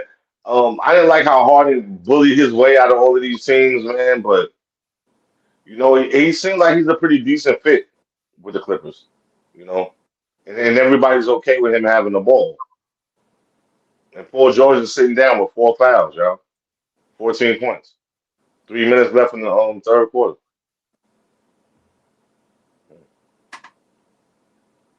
Yeah. And you know the problem with Memphis, what I'm seeing is, and they got Jaren Jackson Jr., who was defensive player of the year, and I know this is like totally off topic, but why he not grabbing no rebounds? Mhm. You know what I'm saying? You know what I'm saying? Bane again, man. With the steal and laid it in. But yeah, he's not getting any kind of rebounds, man. You know what I'm saying? Like I don't know why they have him playing so far away from the paint. I don't get that. Like, for example, he's not guarding Zubaz, but you the only player that on your team that's almost as tall as him. So why are you not guarding him? What are you doing? I don't know, man. I don't know. I don't know. Yeah. I I'm mean, not a they'll coach or come. nothing like I that. don't know what they're gonna do with Zoo. Yeah, I mean, yeah, because Jared Jackson, he's not guarding Zubaz. You know what I'm saying? Now he's in the paint. Okay, so a perfect example, right? He's on James Harden right now, but Mhm. he's not guarding Zubaz. So again, Zubac got the rebound. That's my point I'm trying to make to y'all people. What is it? He's still on the outside. Here, Russell on Westbrook just got a layup. Why are you on the outside but you're not on the inside? And you're the center. I don't understand that. Yo, maybe I don't know what I'm talking about. If I don't, somebody please come in here and tell me I'm wrong. Now Zubac, for example, he just got the rebound on the other end. He's playing inside. Mhm. You know what I'm saying? Now Jackson he's playing inside now. And he's still, yeah, he didn't get the rebound. Somebody else got it, and they got them a little dunk on the other end. He finally decided to bounce in there a little bit with Zuba. It seemed like he's reluctant to. He didn't really want that smoke. I don't know why, but maybe that was a coach's decision or play. I don't know. Yeah, man, these big men, like, I mean, I've heard Anthony Davis say it before. Well, I'd rather play the 4. I don't want to play the 5. Well, you're big as hell, and you're gonna play the 5. What the Mhm. hell do you mean you rap? I don't care what you rather do. You're the biggest dude on our team. You gonna get in the paint and you gonna bang, dude. Mhm. I don't get it, man. You know what I'm saying? I don't get it. You know what I'm saying? You know, Uh, it- It don't take a lot to throw Anthony Davis off his when he's going driving towards the basket. I agree. I agree. yeah, But I just don't understand these big men, like, you know what I'm saying? Yo, look, I mean, I know the NBA has changed, but we still need you to protect the paint. We need you to guard the rim. You know what I'm saying? That's your job. You know what I'm saying? You want to play positionless basketball. I understand all of that, but nah. You know what I'm saying? Not when it counts. You know what I'm saying? Like Yo, who's protecting the rim?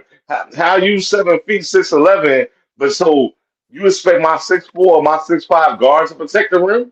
That doesn't make sense. You know what I'm saying? That doesn't make no sense. So the Clippers up 15, man. It's a minute left Well, in the I think third. this game is over.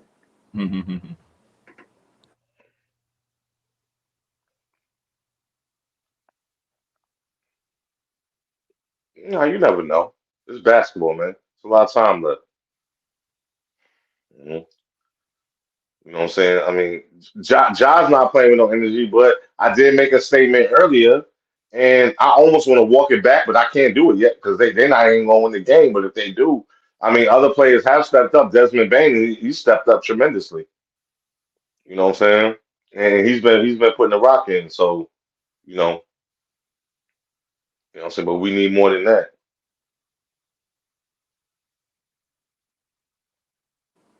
Yeah. Yeah, basketball.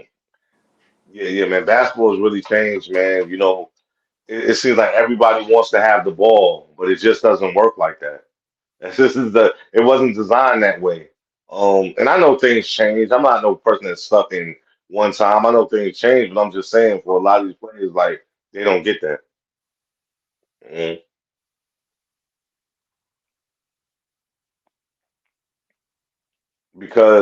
And a lot of it is because of the foreign players, to be honest.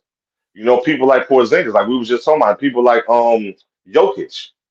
These dudes are super tall, but they can do everything a guard or a forward can do. You know what I'm saying? So do you really just want to keep them in that position? I mean, it's like you can't because they can just do too much. They're too dangerous. You know? Mhm.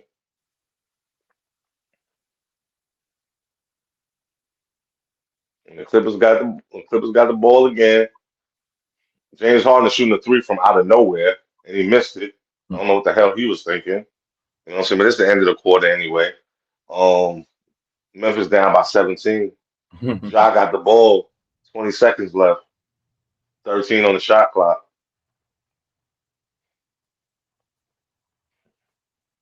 I don't know. Ja do look a little tired though. And Ja, he just went for a three and it was off. And Westbrook got it. And he darting down the court. You know what I'm saying? Westbrook, go ahead and pass it, Westbrook. He gonna shoot it. Oh, he passed it. It was off though. I think it was a foul. Oh no, I think they called him for traveling. They called him for traveling. Fierce. Westbrook got good vision, man. He's a really good passer. I think he might be better than what people think he is. He has really good vision on the court. You know what I'm saying? As a passer.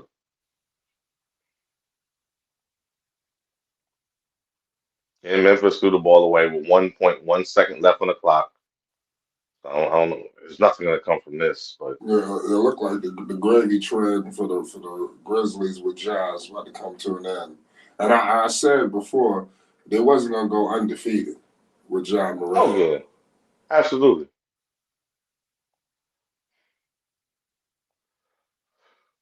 Yeah, absolutely. Mhm. Oh, Paul George got it off. He got it off in time too. Oh, so they're gonna call it back. No, I think he got it over to James Harden, hit him in the corner for a Yeah, three. He got it. He got it. they Hold on, look like hold on, hold on. Hold on, they time. show. Yeah, he got it. He got it. He got Yeah, it. He got it. Wow, they just put a dagger in these dudes. That's embarrassing. Now they yeah. up by 20. Yeah. 95-75. Going into the fourth quarter. Yeah. It's just they just out there having fun now. Yeah. But you need these games though. You need these games to wake you up. Like, you see where we went wrong? That's what we got to do. See, we got too arrogant. I came back and we won a few games and we thought everything was everything. Nah, everything's not everything. It's real competition out here. It's dudes that really want our heads.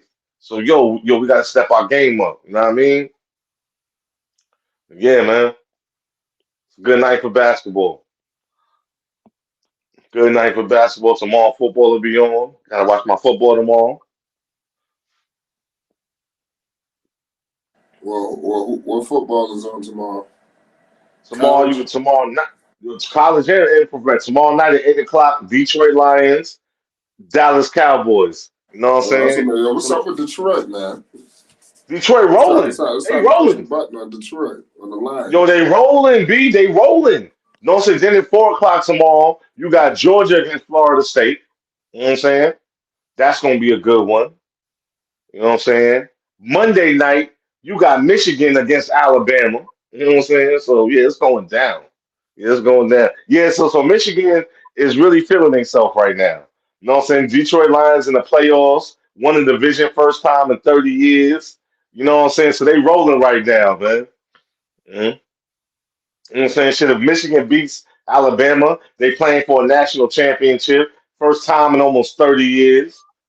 You know what I'm saying? So yeah. You know what I'm saying? Yeah, it's going down.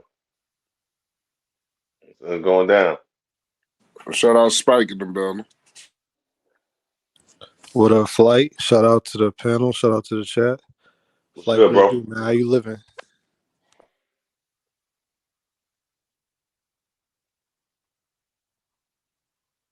What's good, family? Everything good, man. What's good with it? All right. That's what's up. Yeah, I just heard y'all talk. I'm listening in, but I heard y'all talking about the Eastern Conference, so I had to come tap in, man. Come through, B. Yeah, man, I definitely think the Bucks have enough. Yeah. When you look at who's the best player in the Eastern Conference, you got to say Giannis. And when you look at who's the best Robin in the Eastern Conference, it's got to be Dame. And with the experience that they both have, Giannis winning the championship, still having Brook Lopez, who was on that team as well, still having Bobby Portis, who was on that team as well, having Damian Lillard, who's been a clutch performer, looking to take the next step, hungry. I'm not judging them off the first half of the regular season. I know they will be ready come playoff time when everything's on the line.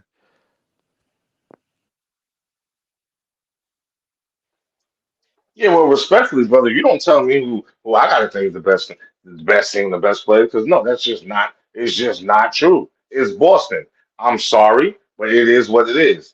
Giannis got Dame. You know what I'm saying? He can have Dame. He can have Dame Lillard, Dame Dash. It does Damian Waynes. It don't matter. You know what I'm saying? The end of the day is, you know what I'm saying? Boston is just the best team right now in the East, man. And right behind them, in my humble opinion, is Philly, and then it's my Knicks. You know what I'm saying? I don't see y'all winning the championship this year. It's just not going to happen. Respectfully. What say you? Hey, man, if that's how you see it, that's how you see it. You just kind of explain your logic, and yeah, I highly disagree. Yeah, but explain why you disagree. I'm telling you who the Celtics got. You talk about Giannis. Giannis has proven when he tries to do everything himself, he gets his big ass hurt, and he got to go sit down somewhere. You know what I'm saying? Giannis ain't Superman. And if he hasn't learned that yet, because you know them people from overseas, they're very hard headed people. They're not like us Americans. You know what I'm saying? We're easy going, and you know so we know how to comprehend stuff easily. They don't do that. You know what I'm saying? And he tries to overexert and be Superman, then he get hurt, then he don't finish the series. It's gonna happen again. It's gonna happen again. Keep it up. Yeah, he only missed one series, so that's not really it's not really real. What you're saying is like something you made up in your mind to kind of convince yourself. He only missed one series. But He okay, he but missed that one series. series, you're right. But that series though kept him from playing for a championship, correct? Yeah, Thank you. okay, but he missed one series, so you're not Thank going to you. paint him. You're not going to paint him like some injury playoff ridden player. That's not how this works. He's not that. He's more consistently on the court than he is off the court, and you know that. He happened to miss one series. Hey, it is what it is. If a guy's injured, a guy's injured. We've seen him play through injury as well. We've seen him win a championship with a hyperextended knee. So don't try to paint Giannis like he's some playoff injury ridden player. Giannis is getting older and he's a big man. He can't do everything. So what I'm saying is, you know what I'm saying, let him keep trying to do everything and he's gonna end up injured again. So it's gonna be fine. But again, with the talent that Boston has all around, Milwaukee can't compete with that. They just can't. But You know that, I know that. that's why they That's why he has Dame, so he does not have to exert himself as much as he did in 2022. Like, what are we talking about here? I don't understand for the life of me why people are trying to push Giannis propaganda when, like, he's given zero like signs of slowing down. Zero. Like, the only chance that you could have to argue that he's quote unquote injury riddled is the Miami series. And I'd argue that's because Miami gets away with a lot of rough calls on Giannis that really puts him in like tough positions. Because if you notice, the last two series that he's gone, well, no, the last 2 out of 3 series he's gone up against Miami, he's getting hurt when landing. They're playing so hard on him, he can't even land without somebody being under him, and he either rolled his ankle or he ends up landing on his tailbone. That is like freak accidents 101. Like, it's not Giannis being injury riddled. Like, what are we talking about here? And the fact that you even mentioned the Knicks, like they have any say in this debate over who is coming out You of don't the like Eastern that. Conference is absolutely like crazy. I don't understand what I'm hearing right now. Please explain to me how you expect the Knicks, forget about the Sixers and Celtics, how you expect the Knicks to get past the Bucks. Please tell me that. Then he said, this is why we got Dame. You know what I'm saying? Yo, let me tell you something. They got Kevin Durant, they got Bradley Beal. You know what I'm saying? They have all these nice toys and they're not going anywhere. We all know they're not going anywhere. So let's Because stop with the names. they don't make as No, much hold on. sense as Dame No, and hold on. Giannis. Hold on. What somebody was in their previous location doesn't mean that they're going to be that in their current location. Okay? Don't get hooked on that Dame and don't Dame time. That's over. That's over. Unless Giannis gets injured and then Dame can take over. Which Giannis probably will get injured. Again, like I said, Yo, he tries to do too much. you want to know what's hilarious? The fact that you're arguing this and the Knicks Nobody's have seen the laughing. Bucks. The Knicks have seen the Bucks not once, not twice. They've seen them 3 times. And you know what's We just happened? beat y'all. You beat us once, and the other 2 times, what happened? We It doesn't smoked y'all. matter. We What's the smoked current? y'all No, but hold on. What's the current situation? We won currently, Yo, right? because you're casual, okay. Because casual. currently, I don't mean to cut you off. Hit me up yeah, on yeah. IG if you got IG. I need to talk to you about some business. I got you. I got you. You I'm a good? You DM you. good? I'm a DM you as soon as I hop off because Appreciate I'm gonna hop off in about 15 minutes. No, you. appreciate you, OG. I got you. But no, Dame and Giannis just pick and roll simply. Y'all have no answer for that. Mix in with the fact y'all have a perennial choker in the playoffs in Julius Randle. Your lead guard, who is your number 1, is 6'1". And your 6'7" small forward that was supposed to develop, 4 years later, still developing. Still developing. So, like, how the hell the Knicks got any way of getting in any of these dog fights with the Sixers, the Bucks, the Celtics? I don't know. I don't know why you mentioned them at all. But back to the Hey, Celtics, the ones that we actually are competing with, we absolutely have the proper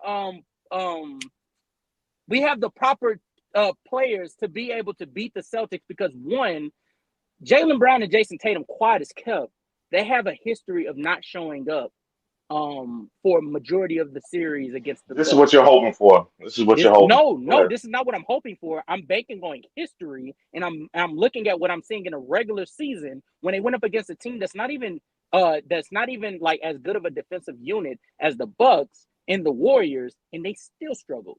Stephen Curry guarded Jason Tatum for that game this season, and he still struggled. So that is not something that I'm making up. That's something that's happened recently that leads to my point. The Celtics are being led by 2 number 2s.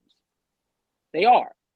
And then Drew Holiday, because he comes from my Bucks, so I can tell you this for a fact, Drew Holiday does not show up on the offensive end as consistently as you might think.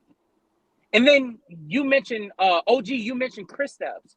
I would love to say, in theory, a 7'3" power forward that can be able to move as quick as he can should be able to protect the rim from the likes of Giannis and Antetokounmpo. The reality, Kristaps is not that good of a rim protector. Everything you said sounds That's the so reality. good, but the fact That's is, the okay, reality. Dame Lillard is 5'9". He's 5'9". He's about my height, 5'9", 5'10". No, so let's That get is that not straight. Damian Lillard. Let's Damian get Lillard that is Yeah, 6 straight. see feet. that you're Damian Lillard is 6 ridiculous. feet. You're Damian ridiculous. Lillard is They 6 listed. feet. Okay, let me tell you something. They listed Mike Vick at 6'1" when he played in the NFL. Mike Vick is We're talking 5'10". NBA. He's We're not talking 6'1". NBA. And And then they do the same I'm thing. not even saying that. I'm not even saying that like the That was a NBA does horrible not thing. be lying on height and shit like that. Yeah, But they do the Dame is same thing. legit. Damian Lillard came into the league at 6'3". He's legit 6'2". That is confirmed. He's Oh 6'2". wow! Oh, he shrunk an inch. Oh Jesus H Christ! Jesus I H mean, Christ! This man they shrunk. said Russell Westbrook. They said Russell Westbrook 6'3", Come but on, he was man. in actuality 6'4". What did I just So tell they you, though, lie brother? over They anything. list them at that. They list them as that. That's not their actual height. They I'm list them as telling that. you what players say. Russell Westbrook is 6'4". This nigga Damian Lillard is Anyway. literally right Okay, under him. He's 6'2". okay, okay. So let's say he is. Okay, so let's say he is. That's fine. Okay, let's say he is. At the end of the day, like I said, you cannot compete against the explosive offensive power of Boston. You know that. I know that. Giannis is going to overextend himself as he always does. He gets frustrated, even if he doesn't get hurt, which he probably is going to get hurt When in did he get? a When did Giannis 7-game get series. frustrated? Hold on, tell me when did Giannis get frustrated and play out of When his isn't mind? he frustrated? When isn't he frustrated? Give me an example. Give me an example. Okay, If it's happened so okay. Well, many let me times, finish. you shouldn't Okay, struggle. Go ahead. If Giannis can't get to the rim, that's all you gotta do for Giannis. He's frustrated because Give that's me basically the Giannis' game. example. Give me the You know what I'm example. saying? I'm telling you. I know what I'm saying. If you want me, I don't have to pinpoint a certain game. Give me a Well, we can game. almost say Yo, Give we me can a game. almost.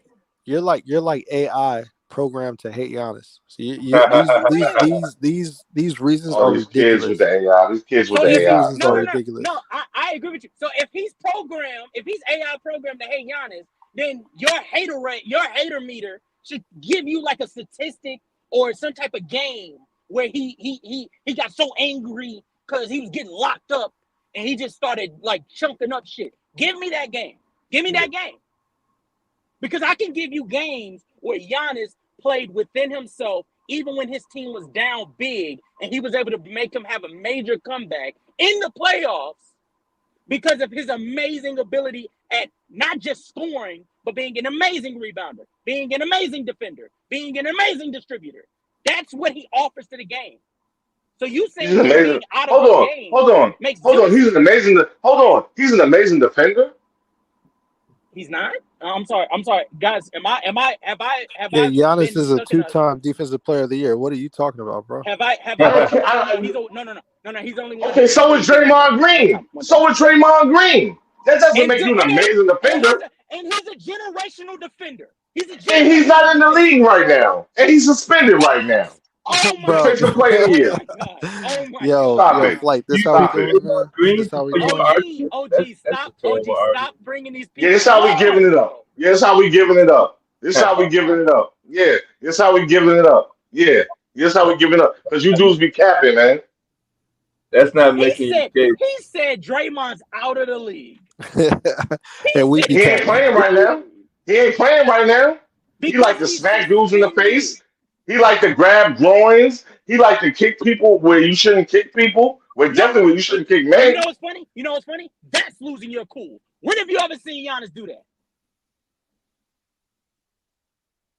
Are you trying to make a case for the Bucks or against them? When did Giannis ever lose his cool like Draymond did that you just when he didn't get that ball, last week.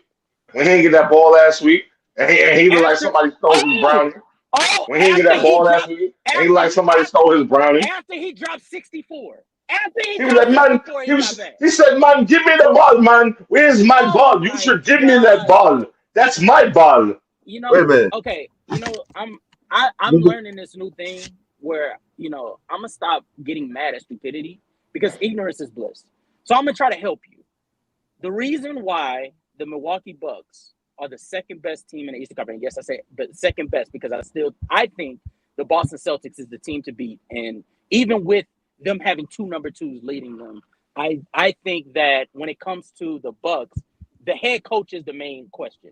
He's not running enough pick and rolls. The Damian Lillard and Giannis experiment is really being like not even used to its maximum capacity because they're not getting the proper sets ran for them to run pick and roll. That was supposed to be our source of offense, and it's not being ran nearly enough. So that's one. Two, the reason why the Knicks and the 76ers don't really have a horse in this race is, in the Knicks case, they don't have enough offensive power. They don't. Jalen Brunson is amazing. I love him. But Julius Randle is not a number 2, and he's arguably not even a number 3 due to him not having a right hand. RJ Barrett, as fantastic as I think he is on defense, offense, even though he's developing, I'm not moved by his lack of shot creation on a consistent basis. And then in the 76ers case, I don't know if you guys noticed, but when Joel Embiid is out, like in the Christmas Day game against Miami Heat, Tyrese Maxey got exposed heavily for the fact that he cannot create his own shot. He must have a head of steam for him to be able to use his speed to get to the rim, or he needs Joel Embiid to give him a dribble handoff and set a screen for him to get enough separation for him to shoot the ball.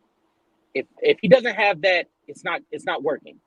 So that's why those two really aren't in this fight, because you cannot say the same for the Bucks or the Celtics. They have 2, or in the Celtics case, 3 players that can be able to create for themselves and for their teammates. That is not the case for the Knicks or the 76ers. And then I heard you say something about Anthony Davis needs to stay at the center spot and Jaren Jackson Jr. needs to play the center spot. Like, why are they not sitting in the paint? That's not them at their best selves. Respectfully, anybody that thinks at this point in time that Anthony Davis is his best self when he's just sitting in the paint and just manning the paint, waiting for somebody to come to the rim, then they haven't been watching basketball for the last 10 No, years. it's not somebody. No, hold on. It's not somebody. If you have another somebody that's your same height or almost your same height, who else is going to defend the rim? You know what I'm saying? Who else? Anthony Davis is 6'10", mobile enough to be able to operate on the perimeter, be able to Man, come on, stop it, man. and be able Stop it. Now you talking about stupidity. Control the paint. Now you talking about stupidity, but that's what you're talking about. You're talking stupid right now. That doesn't make sense. I'm talking versatility. If you have a player that's as versatile as Anthony Davis, as Jaren Jackson Jr., why would you then reduce them to nothing more than a Dikembe Mutombo role? Okay, well, cool. I'll tell you what. Go back and listen to where I was talking about the in-play movement of Jaren Jackson and how points were being scored, and he was on the outside instead of being right there in the paint protecting the rim. Because he ended up rotating on said player. No, but you have to rotate back. No, okay. Jaren Jackson Jr. can only do so much. That's the problem with Steven Adams not being there, or him not having a legit big. Okay. Well, we know Steven Adams. You have to step up. You have to step up. Okay, you know what I'm saying? So if he steps up, I understand you're saying you're not saying literally, but I'm saying literally. If he steps up literally, there's only so many players in the NBA that could be able to step onto the perimeter and they'd be able to cover ground. But you're not making sense to me. So who is protecting the paint then? I'm gonna ask you a question. Who's protecting the paint? Who's protecting the paint if Jaren Jackson Jr. is out on the perimeter? Nobody. Yes. Nobody.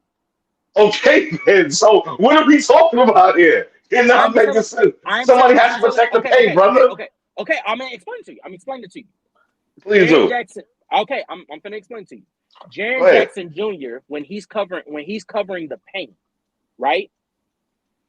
They get put into these actions that oftentimes forces Jaren Jackson Jr. to have to cover the perimeter while also watching the paint. He can only do so much. And the fact that they don't have Steven Adams, there's not a good enough player on the floor alongside Jaren Jackson Jr. in front court. I'm talking front court, like power forward center. There's nobody that's next to him that can be able to cover the paint. So yes, niggas get to get whatever they want at the paint when Jaren Jackson Jr. steps out, and he knows that. But it's the trade-off. That's what you have to deal with. The Grizzlies. How is the trade-off if it's costing you the game? How is the trade-off if it's costing you the game? And the Grizzlies trying to make a comeback now. It's a trade-off. It's a trade-off because the Grizzlies understand they don't have a lot of big men in the room. You're not making sense, bro. You're not making sense. Okay, I'm trying to explain it to you so you can understand. But you're not Jaren explaining to Jackson. me the people because somebody still has to protect the paint. So who is Who that? protecting the paint? Okay. If Tillman is on the floor with Jaren Jackson Jr., are you expecting Tillman to be a good enough rim protector to be able to cover the paint? No. Scratch that. Do you expect Tillman to go out there on the perimeter and do as good of a job as Jaren Jackson Jr. can do? Okay, I'm gonna give you a perfect example now. No. Jared Jackson is Answer in the my paint. question. Answer my He's in the question. paint. He's in Answer the my paint. question. Answer my Yeah, hell yeah, I do. Hell yeah. Next man up. Okay. Then respectfully, you're a fool.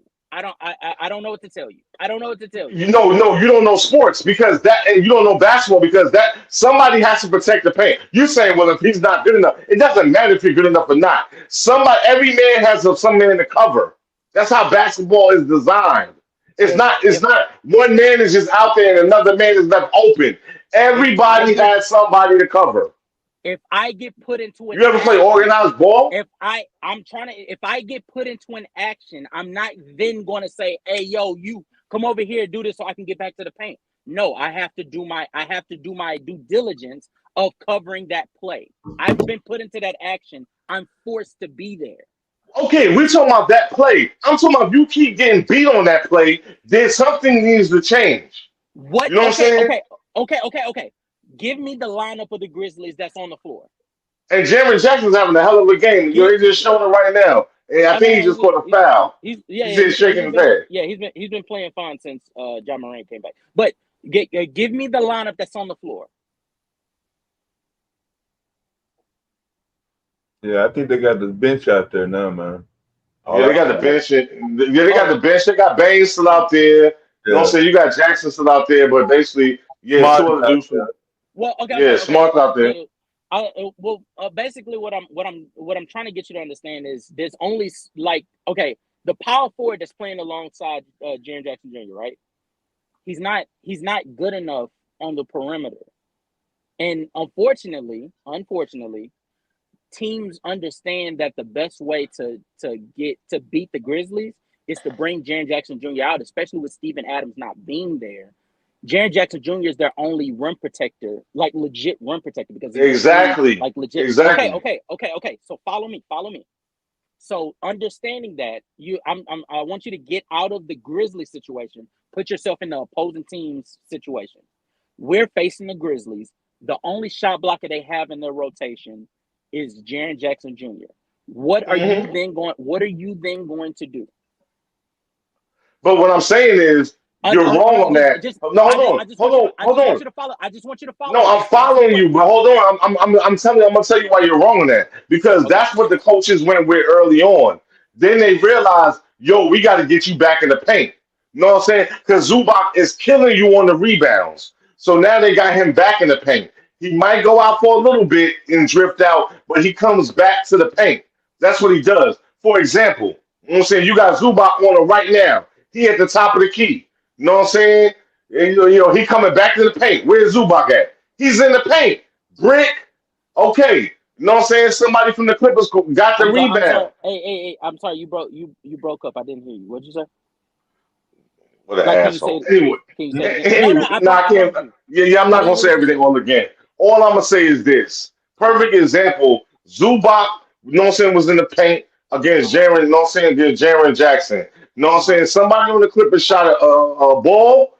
You know what I'm saying? No, somebody on the Grizzlies shot a ball. Zubac didn't get the rebound, but Jackson didn't get it either. It was a guard that got it on the Clippers. So that's my point. That's my point. You can send somebody else, but as long as you have that presence on the inside, now you got Jackson who's following Zubac, and he's playing the inside now. But wait, but that's not in that sense. That's not on Jaren Jackson Jr. Jaren Jackson Jr. had to cover the perimeter at that point. Whoever was you get what I'm saying? Okay, whoever was guarding that guard, why didn't he keep track of that guard that went to get the offensive rebound? Because likelihood it was Russell Westbrook, right? Audience, y'all get what I'm saying. You know what I'm saying? Yo. Everybody has a job to do. It doesn't matter if one person out or not. Like I told you from the beginning, look where if you're watching the game right now, where's Jaren Jackson Jr.? He's in the paint. He's in the paint. That's where he's supposed to be. What you're telling me is, oh well, no, Steven Adams ain't there. No, he knows his role. He know where he got to be, and that's where he's supposed to be. You know what I'm saying? You're all right. First of all, you're misrepresenting where I'm coming from. I'm not saying that Jaren Jackson Jr. is like his role is not to be in the paint right now. What I'm saying is you went on a rant. You went on an entire rant. You went on an And I was entire right. rant talking. And I was You went on right. an entire hold on. You went on an entire rant talking about how Jaren Jackson Jr. and Anthony Davis and these bigs these days are talking about some Facts. man. I don't want to play in the center. I don't want Facts. to play the center position. I want to play the power forward position. And Facts. you don't understand why they can't do it. And I'm trying to explain to you They don't want to the bang. reason. No, it's not that they don't want to bang. That's not what best suits them. Anthony Davis said he does not want to play the 5. He said he does not want to be in the paint. That's what he said. Because he had to gain like 50 fucking pounds, nigga. Man, come on. He been a big dude. He's been a big dude. No, he hasn't. Look at him in his New Orleans days and look at him in the Lakers. He was a big dude. Drastically different. No, he was not. No. If you're talking about hold on. If you're talking about size, that's one thing. If we're talking about height, that's a different thing. It still doesn't matter. Yes, that's where you go. No, that's where you go. Well, that's where you go. That is okay. That is. Shaq was a skinny 5 when he first came in the league. Shaq wasn't no big boy when he came in the league. He was skinny. Shaq came in skinny. Shaq came into the league of 5, nigga. No, what I'm telling you is, he was skinny. But the point is, 5s today don't want to play 5s. They don't want to bang. Because they're not legit 5s. They can be. No, but they can be. That's what you're supposed to be. Anthony Davis is not a 5. I want him as a 5. I don't want him as a 4. No, I don't want him as a 4. Play a 5. Okay, I don't want him as a 4. Well, that's your Yeah, preference. Zubac just threw Anthony Davis. John Morant shit. That's your preference. Yeah, exactly. Davis, that is your preference. But Anthony Davis, if Anthony Davis is a bonus, say, well, in my career, my entire career, playing a power forward spot had me the most success. I want to stay as a power forward. You cannot then say, no, nigga, you need to go to the 5 because that sounds silly. No, that sounds silly. It's many a times in other sports, you got a right tackle that has to move to a nose tackle. You know what I'm saying? You have an offensive tackle, he might have to slide over to the center. Shit happens. Nigga bringing up NFL, nigga. How do you sports is sports? Basketball. I don't understand. Sports is sports because you don't know sports. People have to adapt. In sports, you adapt. No, you're absolutely right. I don't understand sports. I just know basketball. I just know ball. No, you don't know basketball. No, you don't. No, you don't. Because everything that you said for Jaren Jackson was wrong. Everything that you said was wrong because you said you heard what I was saying earlier, but I told you how he was playing earlier, then how he changed his play. And then you're arguing with me like, well, that's not. Well, Steven Adams ain't there, but it doesn't matter. It's the next man up. You know what? I'm not going to. Memphis two in the town. They're going to lose this. You don't want to understand, and it's okay. It's okay. Ignorance is bliss, like I said. I'm not. But I love the debate, though, man. No, I love the debate. No, it's all good. I love the debate, though. Anyway, man. Oh no. I love the debate, man. It's all love. It's all love. I legit need niggas to understand that there's certain players don't need to be in certain positions, and this I feel you on that. I feel you on that. Like Sabonis been needing to get out of the center spot. He has 0 rim protection. 0. I feel you on that. I respect that. I feel you on that. You know what I'm saying? Me personally, I'm a traditionalist. You know what I'm saying? I feel like, you know what I'm saying? If I was coaching a team and, you know what I'm saying, let's say it's kids and they all under 10 and that one kid is like 5'8", yo, you the 5. You the 5. You know what I'm saying? Until you show me different, that's what you're playing. You know what I'm saying? You know what I'm saying? Now, if it changes, it changes, but that's me. You know what I'm saying? I still think that position is valuable. You know what I'm saying? I understand we're in a league today where its position is basketball. Oh, no, you ain't getting no argument from me. Yeah, you're not getting no argument from me. Center spot is definitely valuable. I actually think that it's not enough. It's not enough I think an argument. The problem I have is you use Jaren Jackson Jr. and Anthony Davis. Hold on But real quick, just though. as Hold on real quick. Hold on. Zubas had 20 rebounds tonight. Yeah. Almost breaking his record of 29. But go ahead. He's a legit center. But my problem is you use Jaren Jackson Jr. and Anthony Davis specifically.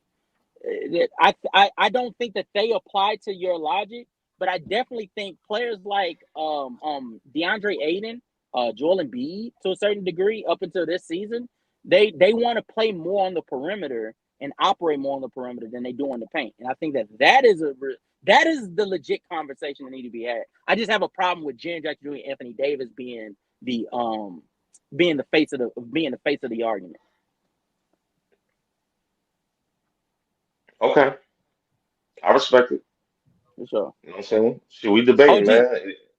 OG, send me your IG in private chat. Yeah, fly them out to ride out, man. You know what I'm saying? Yo, man, yo, I'll holler at y'all boys later, man.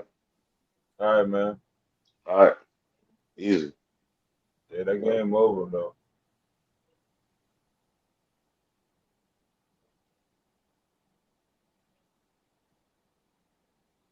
Yeah, they had a chance to come back.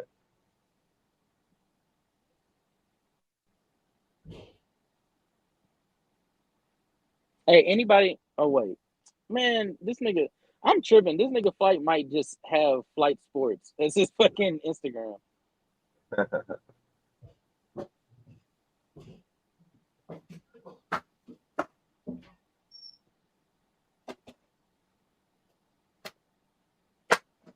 Shout out to Halliburton with the 20 assists. Yeah, my Tyrese Halliburton argument, I don't know. It just keeps looking good, man. I don't know. What y'all think?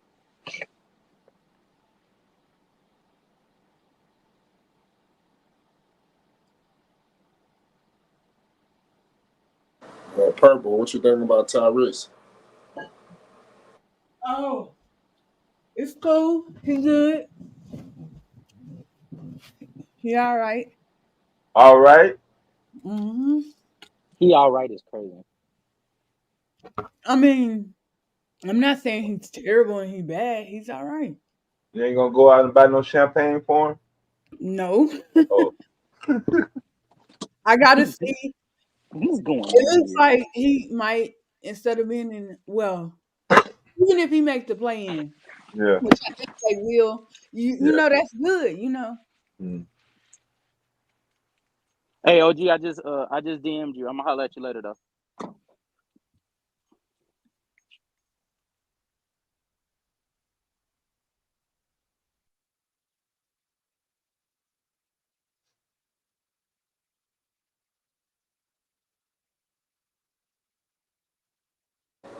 Yeah, it's a wild game right now. It's all she wrote. Shout out to everybody that tuned in tonight on this crazy game. It's upsetting that they couldn't come back and get him, though, but it's all good. Shout out to all the John fans, the Grizzly fans, and the Clipper fans out there all around the world. Devastated. You still there? Yeah. Well, shit, the next game we're going to find out. There's a lot more basketball to be played. But, nonetheless, we're gonna pull back up tomorrow. Okay, bro. All right, devastating. Love. Flight Sports TV, man. That's my dude. I rolls with him. You heard what the man said. It's Flight Sports TV.